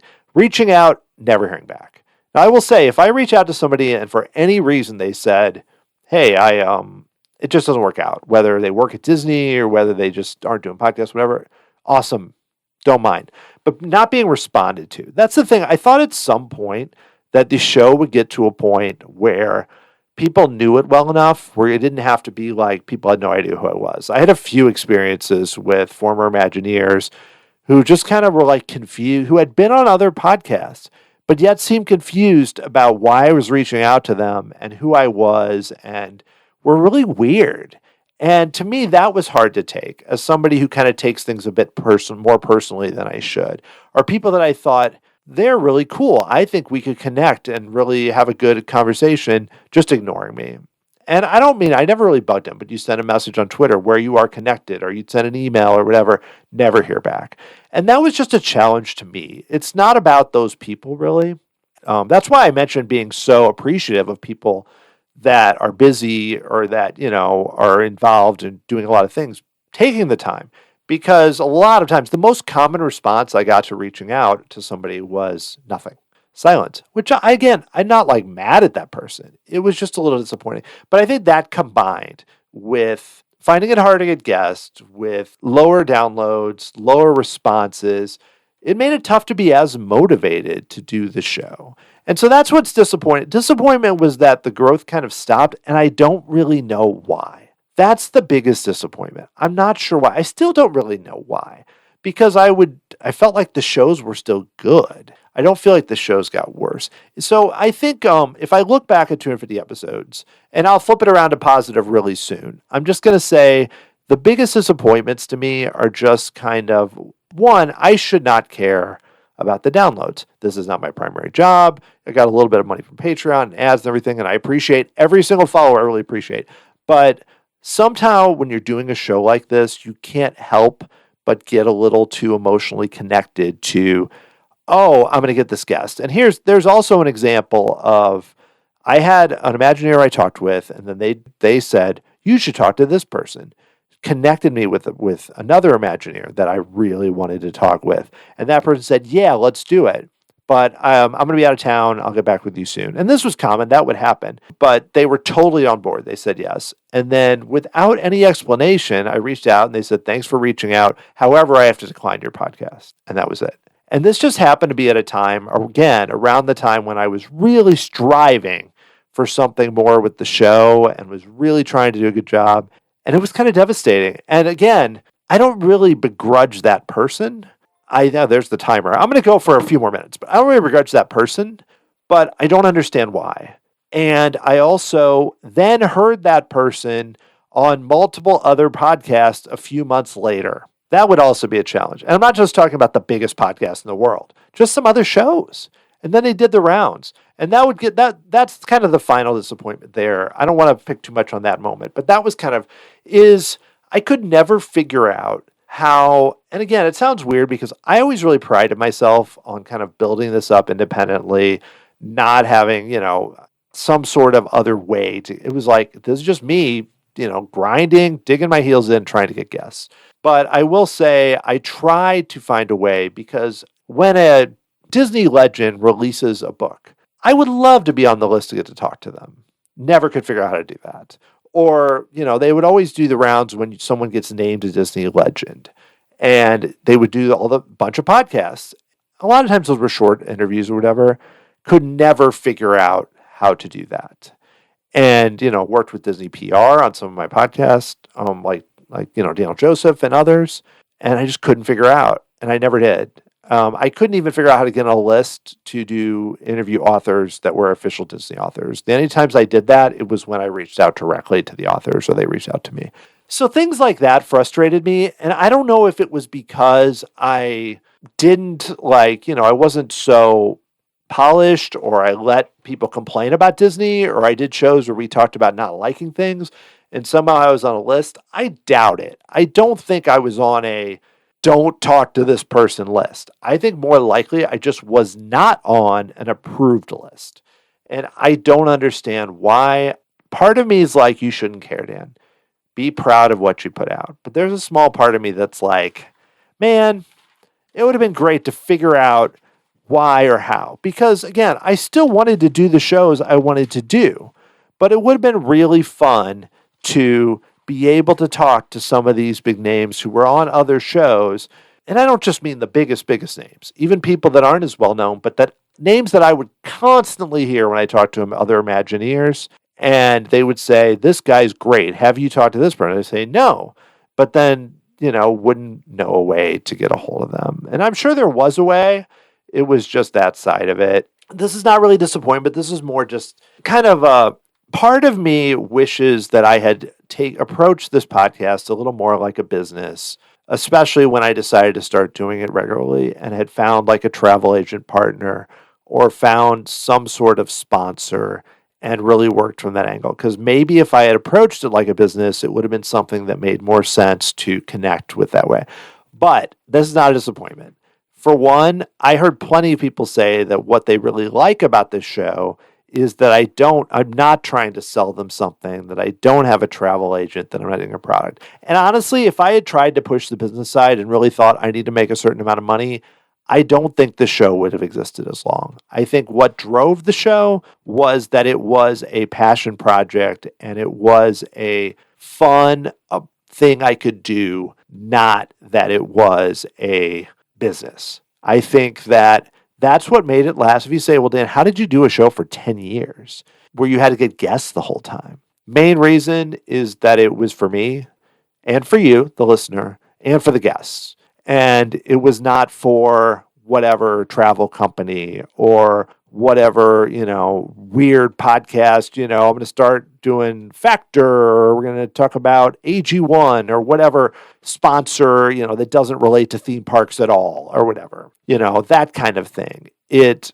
was for me, and I think that's great. So let's flip it around. I am going to talk about my bucket list of guests, but not really from more from these people are cool, that kind of thing.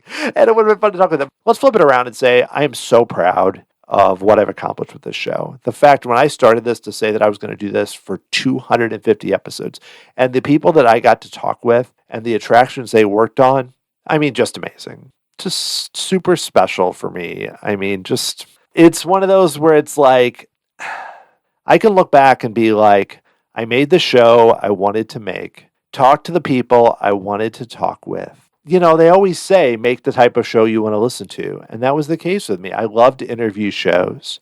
I love long form interview shows.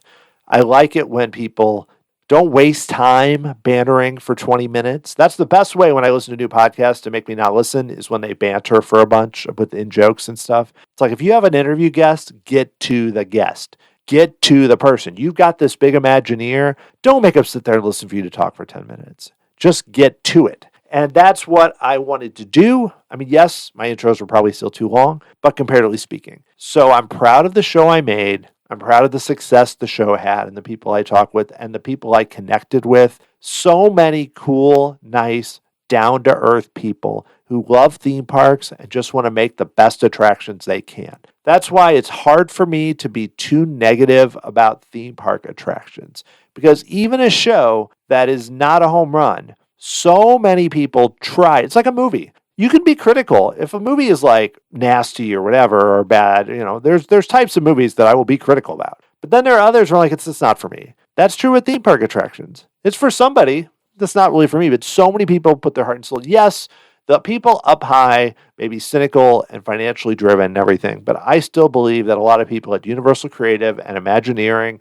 and Hershend and Cedar Fair, now Six Flags, and all the different companies, and, Thinkwell and, BRC and all the companies, they want to make the best thing they can. You don't go into the world of theme parks to make money because it's so volatile and it's such a tough job, and you work crazy hours and you travel around the world and you're away from your family.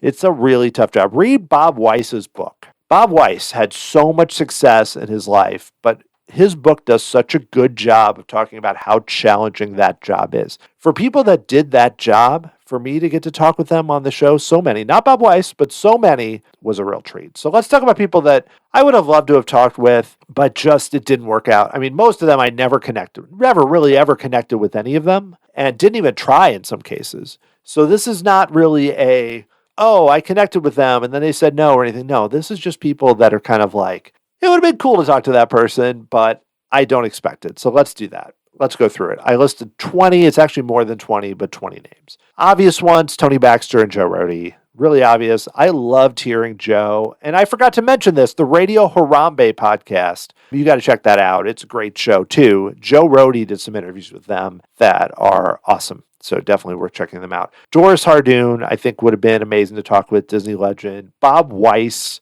Again, Kevin Rafferty, Sharita Carter, who's really worked on some great recent attractions like Runaway Railway and Tiana's. Tom Fitzgerald, his name came up so much in interviews. Never could figure out how to even connect with him, but obviously going back to Horizons, but worked on so many big attractions. Robert Coltrane, another one whose name constantly came up. When he was named a Disney legend, I really tried to connect with him, but it never worked out. But he's somebody who I've heard is a genius. Love to talk to Bruce Vaughan. Would have been possible maybe when he left Disney. Now he's with Disney, but see where he's going leading Imagineering. Margaret Carrison worked on Galaxy's Edge, has some cool recent books. Currently listening to an audiobook she did about immersive entertainment. Really interesting. And Scott Trowbridge, again, worked on so many big things, including Galaxy's Edge. Jerry Reese, another one that has been on Retro Disney World and everything. Just seems like a really fun and interesting guy. Eddie Sato, he does a really funny Walt Disney impression and everything. Season Pass had some great interviews with him. Becky Klein of the Archives.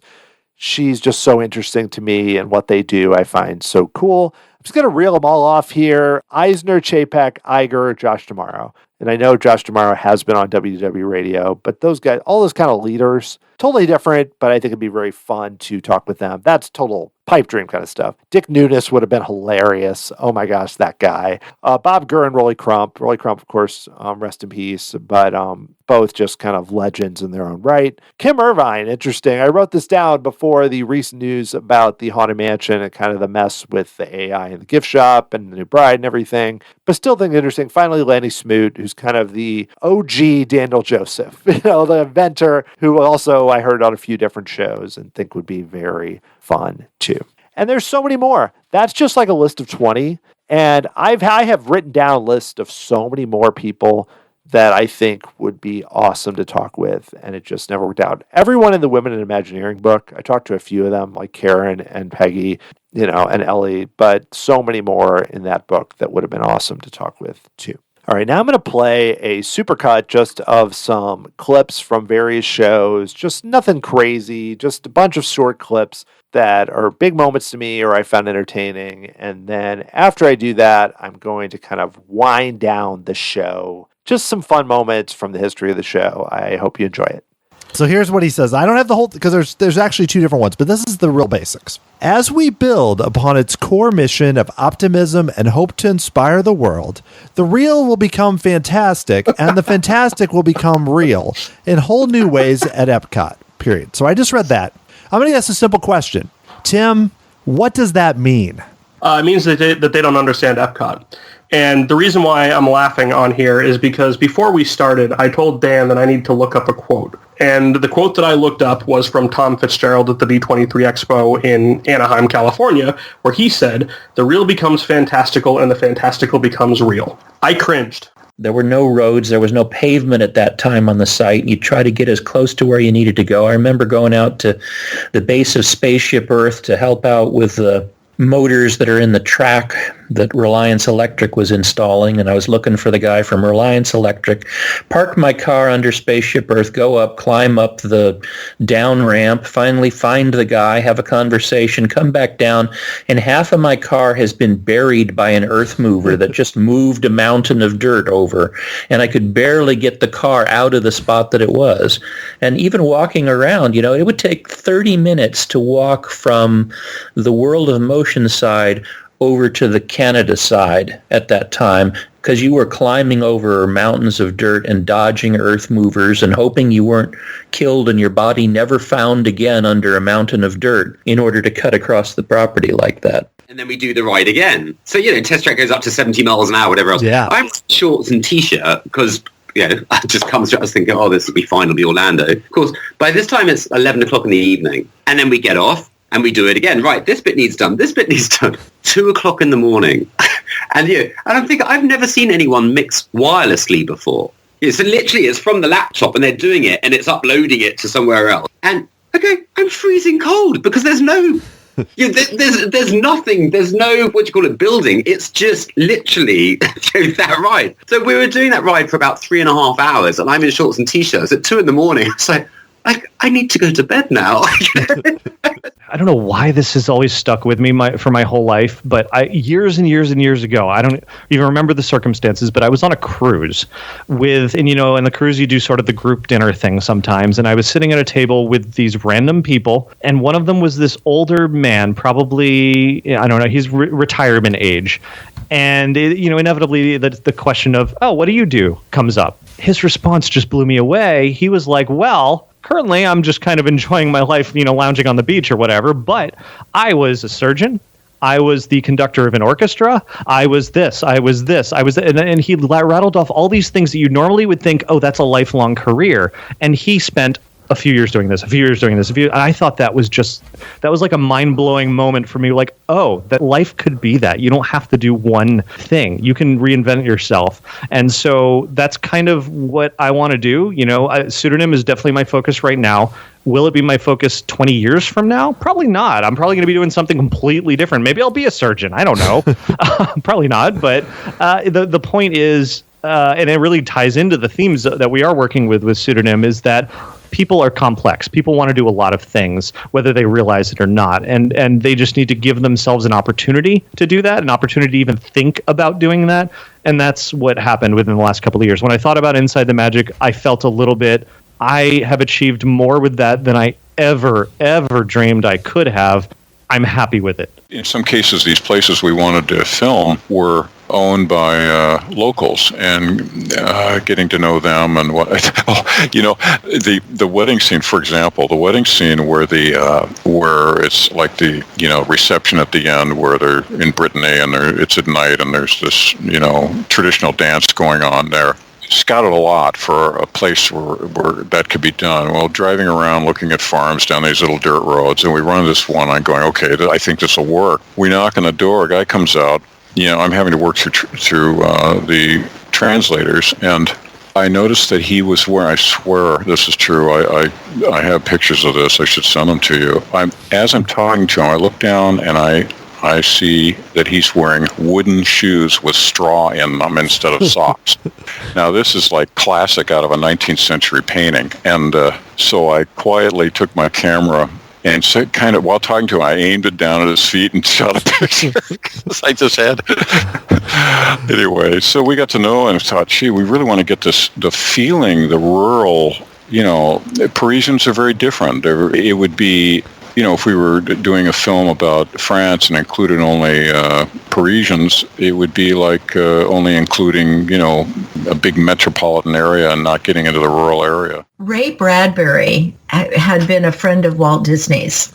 And in those early days, Marty Sklar was reaching out to writers who, they might be writers of books, they might be filmmakers. I mean, the idea was storytelling is the core of what we do. So let's bring people in and talk together about what their ideas might be for a Spaceship Earth or for a Living Seas Pavilion or a World of Motion or or universe of energy. It turns out that Ray Bradbury wrote a treatment where we traveled from caveman to outer space. So we had, and he had really kind of framed that story. And he wrote a very poetic narration that began, "Who are we? Where do we come from? The answers begin in our past, in the dust from which we were formed, answers recorded on the walls of time. So let us journey into that past." And that's when your ride vehicle starts ascending through that time tunnel. And I can tell you, it's a funny drummer story. We had recorded, a lot of the tracks with studio musicians, and studio musicians are amazingly great. They can just play anything that you put in front of them. And so we played the Peter Gabriel song, Sledgehammer. Anyway, I forget what the Food Rock's name was. Yeah, I forget too, but I know it's a take on that. Yeah. Yeah. So anyway, we did it. We recorded it, and we sent it to Peter Gabriel for approval. And he came back and he said, he goes, "It sounds great." He goes, "But it doesn't groove right. I'm not feeling the groove." He goes, "It doesn't have the right feel to me." And we said, "Okay, well, we'll work on it." We took the session drums and we did some editing and kind of made them less perfect than they were, because, session guys and girls are pretty much just right on every time. So we kind of made it a little rougher sounding. Like, the rhythm wasn't exactly perfect every time. And then we sent it back to him and he goes, "Yeah, that's it. That's good." So that's my Food Rock story. It's not very exciting, but... Oh, I like it. The idea of Peter Gabriel listening to that and kind of going through and being like, "Oh, just not feeling it." I love that story because it's so random to think of this artist who's kind of, a little esoteric and stuff in the way he thinks about things, being listening to, and I'm gonna quickly find it just because it's gonna bother me. Oh, High Fiber. Yes. That was the name of the song. That's it. Yeah. By Peter Gabriel. P-I-T-A. Right. Yeah. Yes. And then I did the Matterhorn, and the fun one there was Marty, I think, had the idea to have a contest for the big growl. And so we had all these people come in and yell into the microphone. And the guy won it, his name, Dennis Meacham. And coincidentally, I'd gone to high school with him, so I knew him. And so we ended up using his track for the eyes at the first monster you'd see when you went around. And then Jack Wagner wanted to get in on it. He was the voice of Disneyland at the time. And so he did that one that was the most famous that played in the top. Unfortunately, Dennis passed away not long after that. I think he had a massive stroke or a heart attack. Young guy, too. And everybody was just devastated. And that's where, if you've ever been to WED, Imagineering, WDI, the Big D restaurant, everybody thinks it stands for Disney. No, it stands for Dennis. Then later, well, I did the growls, actually. There's a grumbling growl at the base of the Matterhorn where you hear kind of a sound. That's pretty good. These are all copyrighted, I won't use that. You can.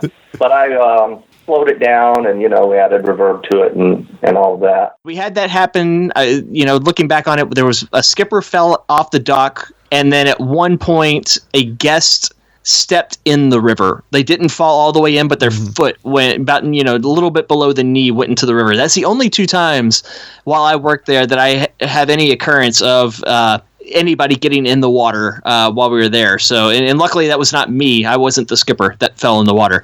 But we did some pretty stupid things that we could have probably fallen in the water at some point, but we used to, I know I've told the story back on Inside the Magic back in the day. We used to, back when we had the old boats, you could pull this off a little better, but one boat would stop at the Savannah scene and another boat would pull up behind it, and we'd hug the nose to the rear of the 2 boats, and the skippers would swap boats. And we did that to throw off the coordinator that's keeping track of what skipper's on what boat when we would pull back into the load and unload area.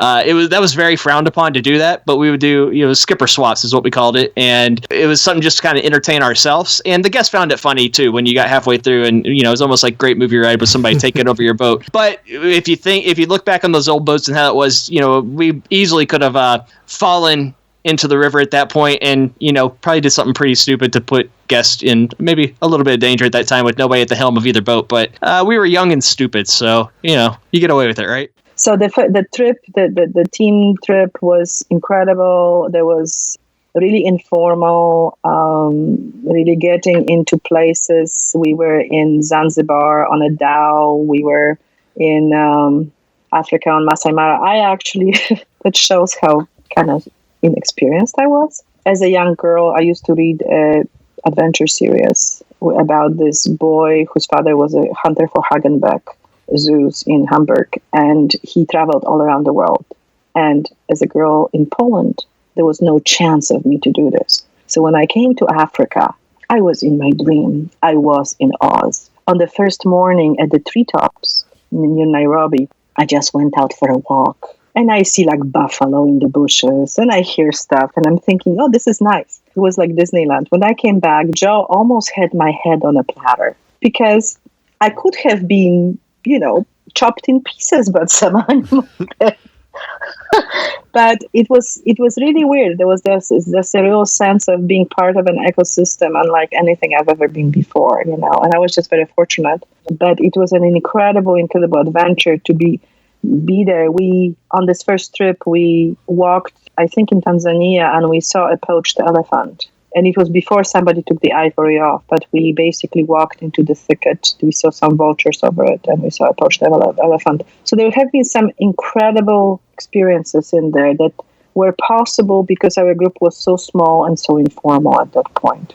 And we were able to see things and bring them into the concept and translate them into the guest experiences that if you are well cushioned by the insurance agents and travel agents and everything else, you probably wouldn't get to do it. But it was early, we were really flying under the radar, and we were also very lucky and had a lot of great people along the way to help us out. God, okay. I want to rank them because as a reporter, I often rank things in terms of reporter ranking, where it's these are the best 10 rides, but that's in terms of objective public opinion, and then my personal favorites. So my personal favorite is Gelatoni. He's my number one. He's my favorite. I carried him around when I went to Tokyo Disney Sea. He's the best. He is a cat. He's paints with gelato. It's a whole thing. I love him so much. My second favorite, oh God, I think it might be Stella Lou, which is shocking because usually Duffy's at the top. So I'm number 3 doesn't feel so high ranking. But yeah, Stella Lou has really risen in the ranks for me because for a while I was I do not like her. And then there's all these other new random strangers. And I'm okay, well, she's kind of old school now. I like her. So number 2, Stella Lou. Number 3, Shelly May, because she's Duffy's best friend. So you got to keep her in the mix, even though I don't love her. She's just, to me, she's like Duffy with a bow. I don't know. And then 4, Cookie Ann, just because Cookie Ann's pretty new. Cookie Ann's a year old, maybe. So she needs to earn her stripes, but I do like her. Ripping that wall off. And, we had Jerry Reese. He was our media, director. I did some, little storyboards, and then Jerry did this beautiful animatic, and then, worked with the studio that produced all that media. And it just, that scene, every time I go through it and I write it, it's just even though I know it's coming, because, well, I said, hey, let's rip the roof off the place, right? It gets you, right? You're just wow, that's so cool. And the first time I wrote through it with guests, right? We had it was a cast preview. So we had these cast members, and these guys were bored, right? They're I'm in line, and they're on their cell phones playing, Bedazzled or whatever, a little jewel drop game.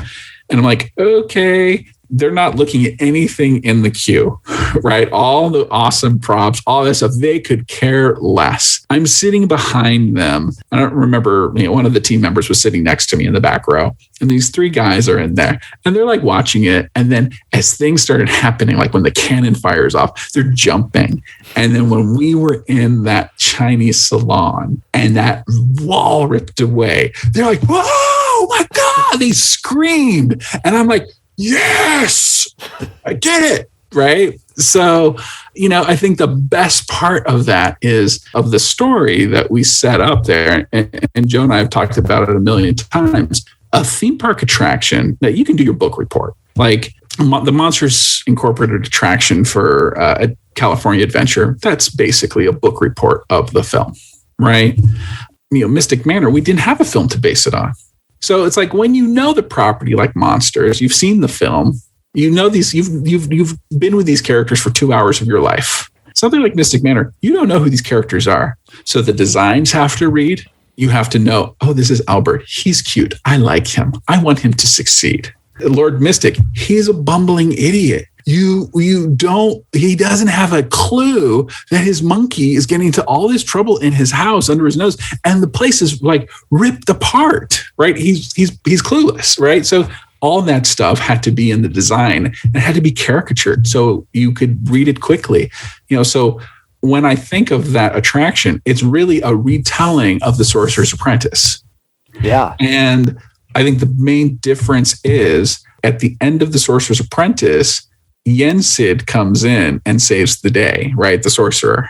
In Mystic Manor, Albert he closes the box. He does the hard work, right? He realizes what he did was wrong and he puts it right.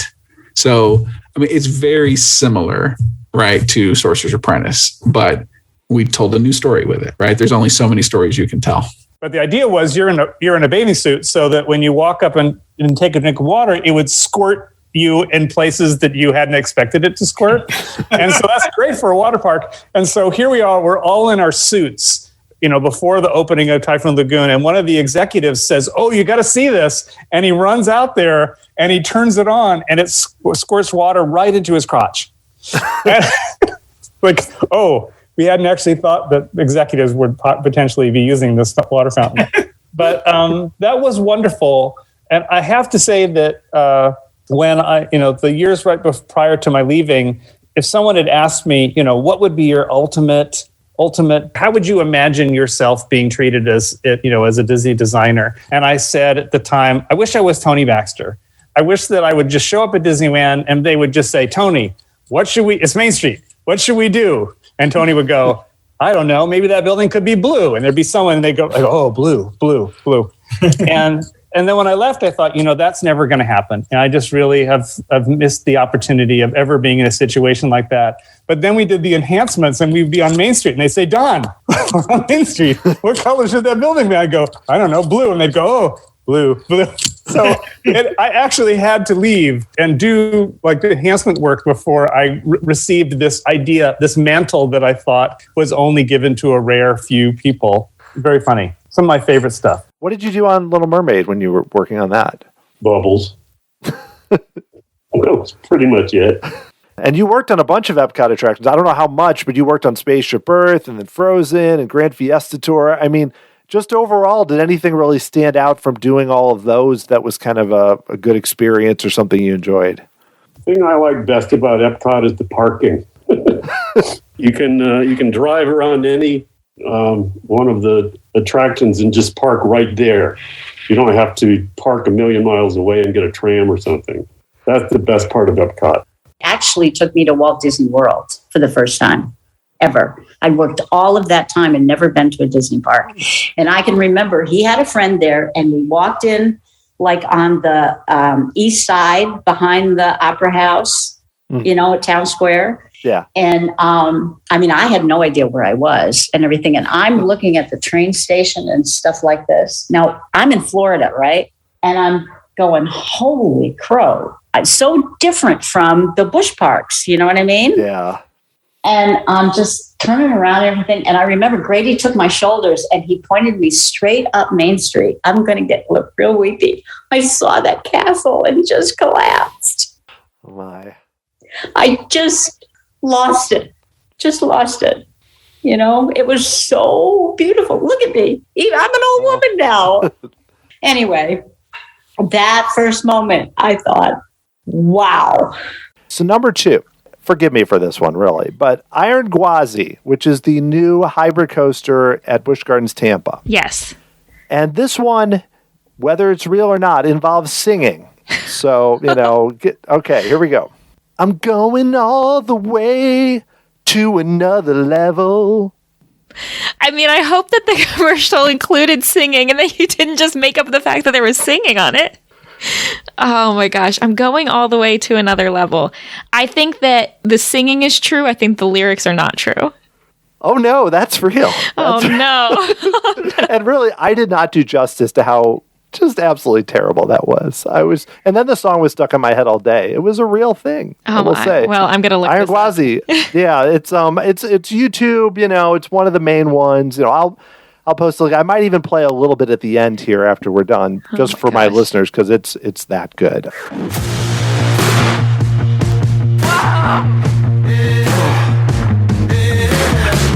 That drop is intense. To another level.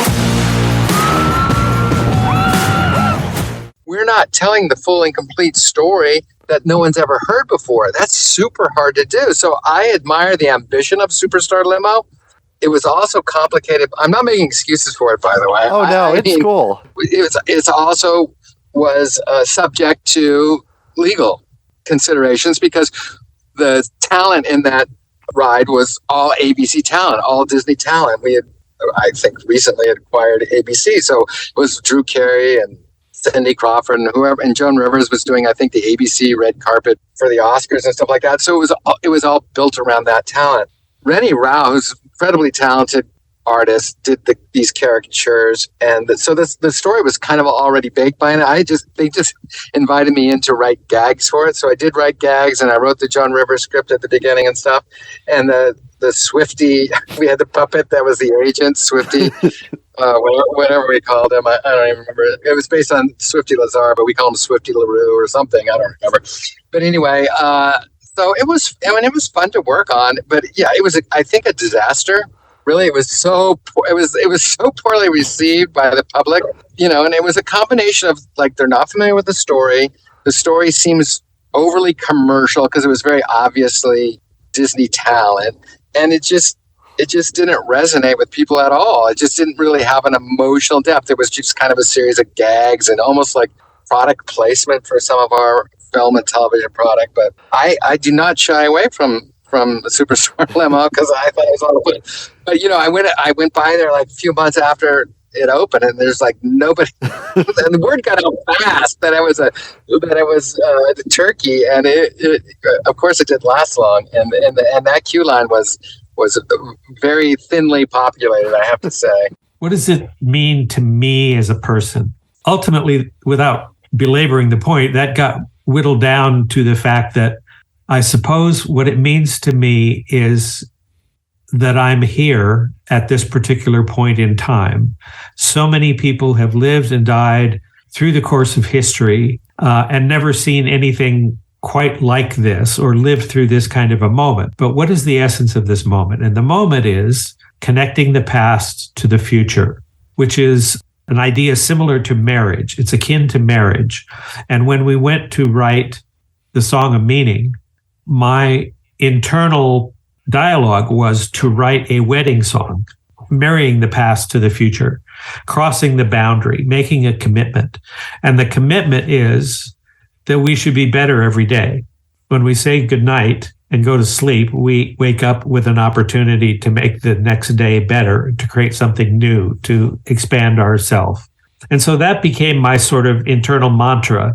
The millennium is about moving forward and improving. And the stark reality of humanity on a planet in the universe spinning around the sun is that we go on. We keep surviving. We're always here to try better, to try and do it again, to improve ourselves. So all of this came together in the vision for what became Reflections of Earth. How do we tell this story? How do we communicate this idea without being too rah-rah, it's the millennium about it? How do we put a feeling into the audience that makes them feel a part of the Earth's larger story and try and inspire them moving forward to become part of the Earth's future story? And then fire was presented as an option. So I said, okay, let's do that. Well, I hope you enjoyed that supercut. In case you're curious, here's all the people that you just heard. Tim Grassi from episode 38, Steve Alcorn from episode 43, Paul Leonard Morgan, Test Track, episode 45, Ricky Briganti from Inside the Magic, episode 48, Rick Harper from 61, Peggy Ferris from 64, Greg Meter from 67 talking about Food Rocks, Glenn Barker from episode 84 with The Growl, Skipper Ben, episode 98. Lots of stuff with Skipper Ben. That was one of many fun examples. Zofia Costerco Edwards talking about a trip for the Animal Kingdom, episode 116. Carly Wiesel ranking all the Duffy friends in episode 117. Sorry, Carly. Ethan Reed with a really fun story about Mystic Manor from episode 140. Don Carson, that was from the Imagineering Roundtable. I had to include something for a roundtable because there were so many stories like that. That was the one with Chris Runco in episode 145. You can hear Chris laughing in the background as Don talks about the Typhoon Lagoon and Tony Baxter. A couple fun clips from Tim Landry about bubbles and then about parking. Episode 158. Karen Connolly Armitage, 162. I felt a little bad right after that really nice one about Karen. I had me singing in the Mary Witkowski episode, 168, and then the clip about Iron Gwazi. Steve Tatum talking about Superstar Limo in 194, and Don Dorsey finishing us off with Reflections of Earth, 191. And I felt like no matter where, I was going to do chronological or not, I flipped it around a bit. The first clip I thought about, I originally thought about just including one clip. It was that Don Dorsey, because to me, beyond Reflections of Earth and Epcot and everything, just as a way to kind of look at life and everything, it really hit me here. So I'm going to try and land this plane as we have crossed, we're getting up there in terms of time. I'd like you to make it to the end. So let's close this down with some thank yous. I do want to mention a few shows I really like that I don't believe I mentioned so far. These are all Imagineer shows. And just like I said at the beginning, any of you I enjoyed having on the show. Jim Sarno, really enjoyed him talking about, Smart One and the Land Fountain. He was really cool. Also enjoyed Joe Harrington talking about sound. Mark Rhodes had some funny stories talking about Maelstrom and other things he worked on. Garner Holt about animatronics. He was really cool. David Green, the other co-author of Building a Better Mouse, also was super nice. Dave Cobb, man, Dave's so funny. We talked about Men in Black, which my daughter just loved. Also about Warner Brothers Movie World, I really enjoyed. Did 2 shows with Dan Cockrell, kind of on a different side of it, more the operations side, which I found really interesting in terms of how the parks run. All the roundtables are great. Chris Merritt, I want to call out especially, was super cool. 2 shows with Chris Runco that I enjoyed a lot. Brian Crosby was awesome, talking about Marvel and a lot of things he did there. Josh Stedman, if you want a show to tell you how hard it can be to become an Imagineer and how hard you have to work, that's a great one. Larry Nicolai, such an amazing artist and such a friendly, nice man. Brandon Clyley, several shows, talking about Trader Sam's and Indiana Jones and everything else. He was awesome too. Adam Bezark, love talking with him. Wish we could have talked longer. He worked on with Don Dorsey on a lot of things and was very, very cool, especially. A few more here. Alexander Brzezinski, really liked talking to him. Germany, that was really fun. Tom Z, awesome architect working on Animal Kingdom. Really liked talking to Kevin Sherbrooke. The most recent Imagineer, Daniel Roversinger, also a great way to end on that note. He had a lot of great stories too. So I just want to say thank you to all of you, all the listeners, the guests, everyone I haven't mentioned or I have mentioned, friends of the show, anybody who shared it or sent me a message, or everyone who's in any way been involved with the show. You guys are all awesome. I've enjoyed the ride so much. It's amazing what we've been able to do with this show. Of course, want to give a big shout out to my family. Erin Heaton is really the unsung hero of this. One, because I spent so much time podcasting, especially when the kids were little, but also she designed the website. She helped me figure out how do you post podcasts on YouTube, and worked on a lot of the Patreon gifts, did so many other intangible things. A lot of times just had to listen to me talk about what I want to do for the show. Erin, just awesome, and of course, Elisa Netta, who went on a lot of these trips with me and, also probably are tired of hearing about the podcast. Adam Hookie, my brother-in-law, Aaron's brother, for the music with the Sophisticated Babies that you're all familiar with.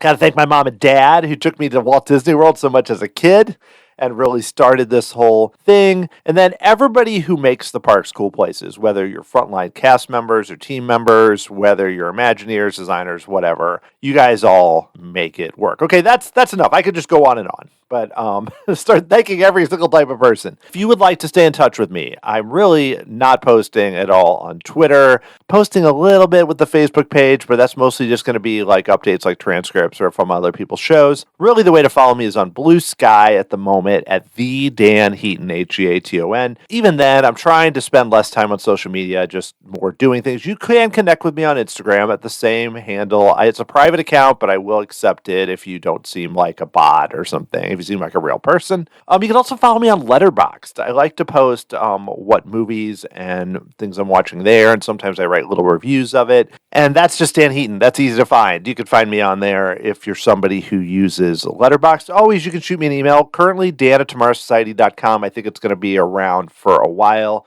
If you're listening to this way into the future, just send me a message on a social media platform, and I'm sure it'll connect with me. All right, so that's the way to stay in touch with me. I probably will show up here and there on maybe another podcast or something, plus planning to do Amazing Race Canada again next summer. So if you like that, check it out through Rob Has a Podcast. My last message to you, I know it's kind of an interesting time, I will say. Just take care of yourself. Do good to your family, your friends, to people you run into. Just try to spend less time online. Again, if this is your job or something, I'm not trying to give you advice, but I'm just saying, have experiences. Try to keep an open mind about everything, about theme parks, but also about the bigger issues in life. Like Don Dorsey said, let's try to make each day better than the last one. I don't mean to get too schmaltzy here, but I'll just say, it's very easy at this point to get discouraged, whether it's about things costing more, whether it's anything political or anything,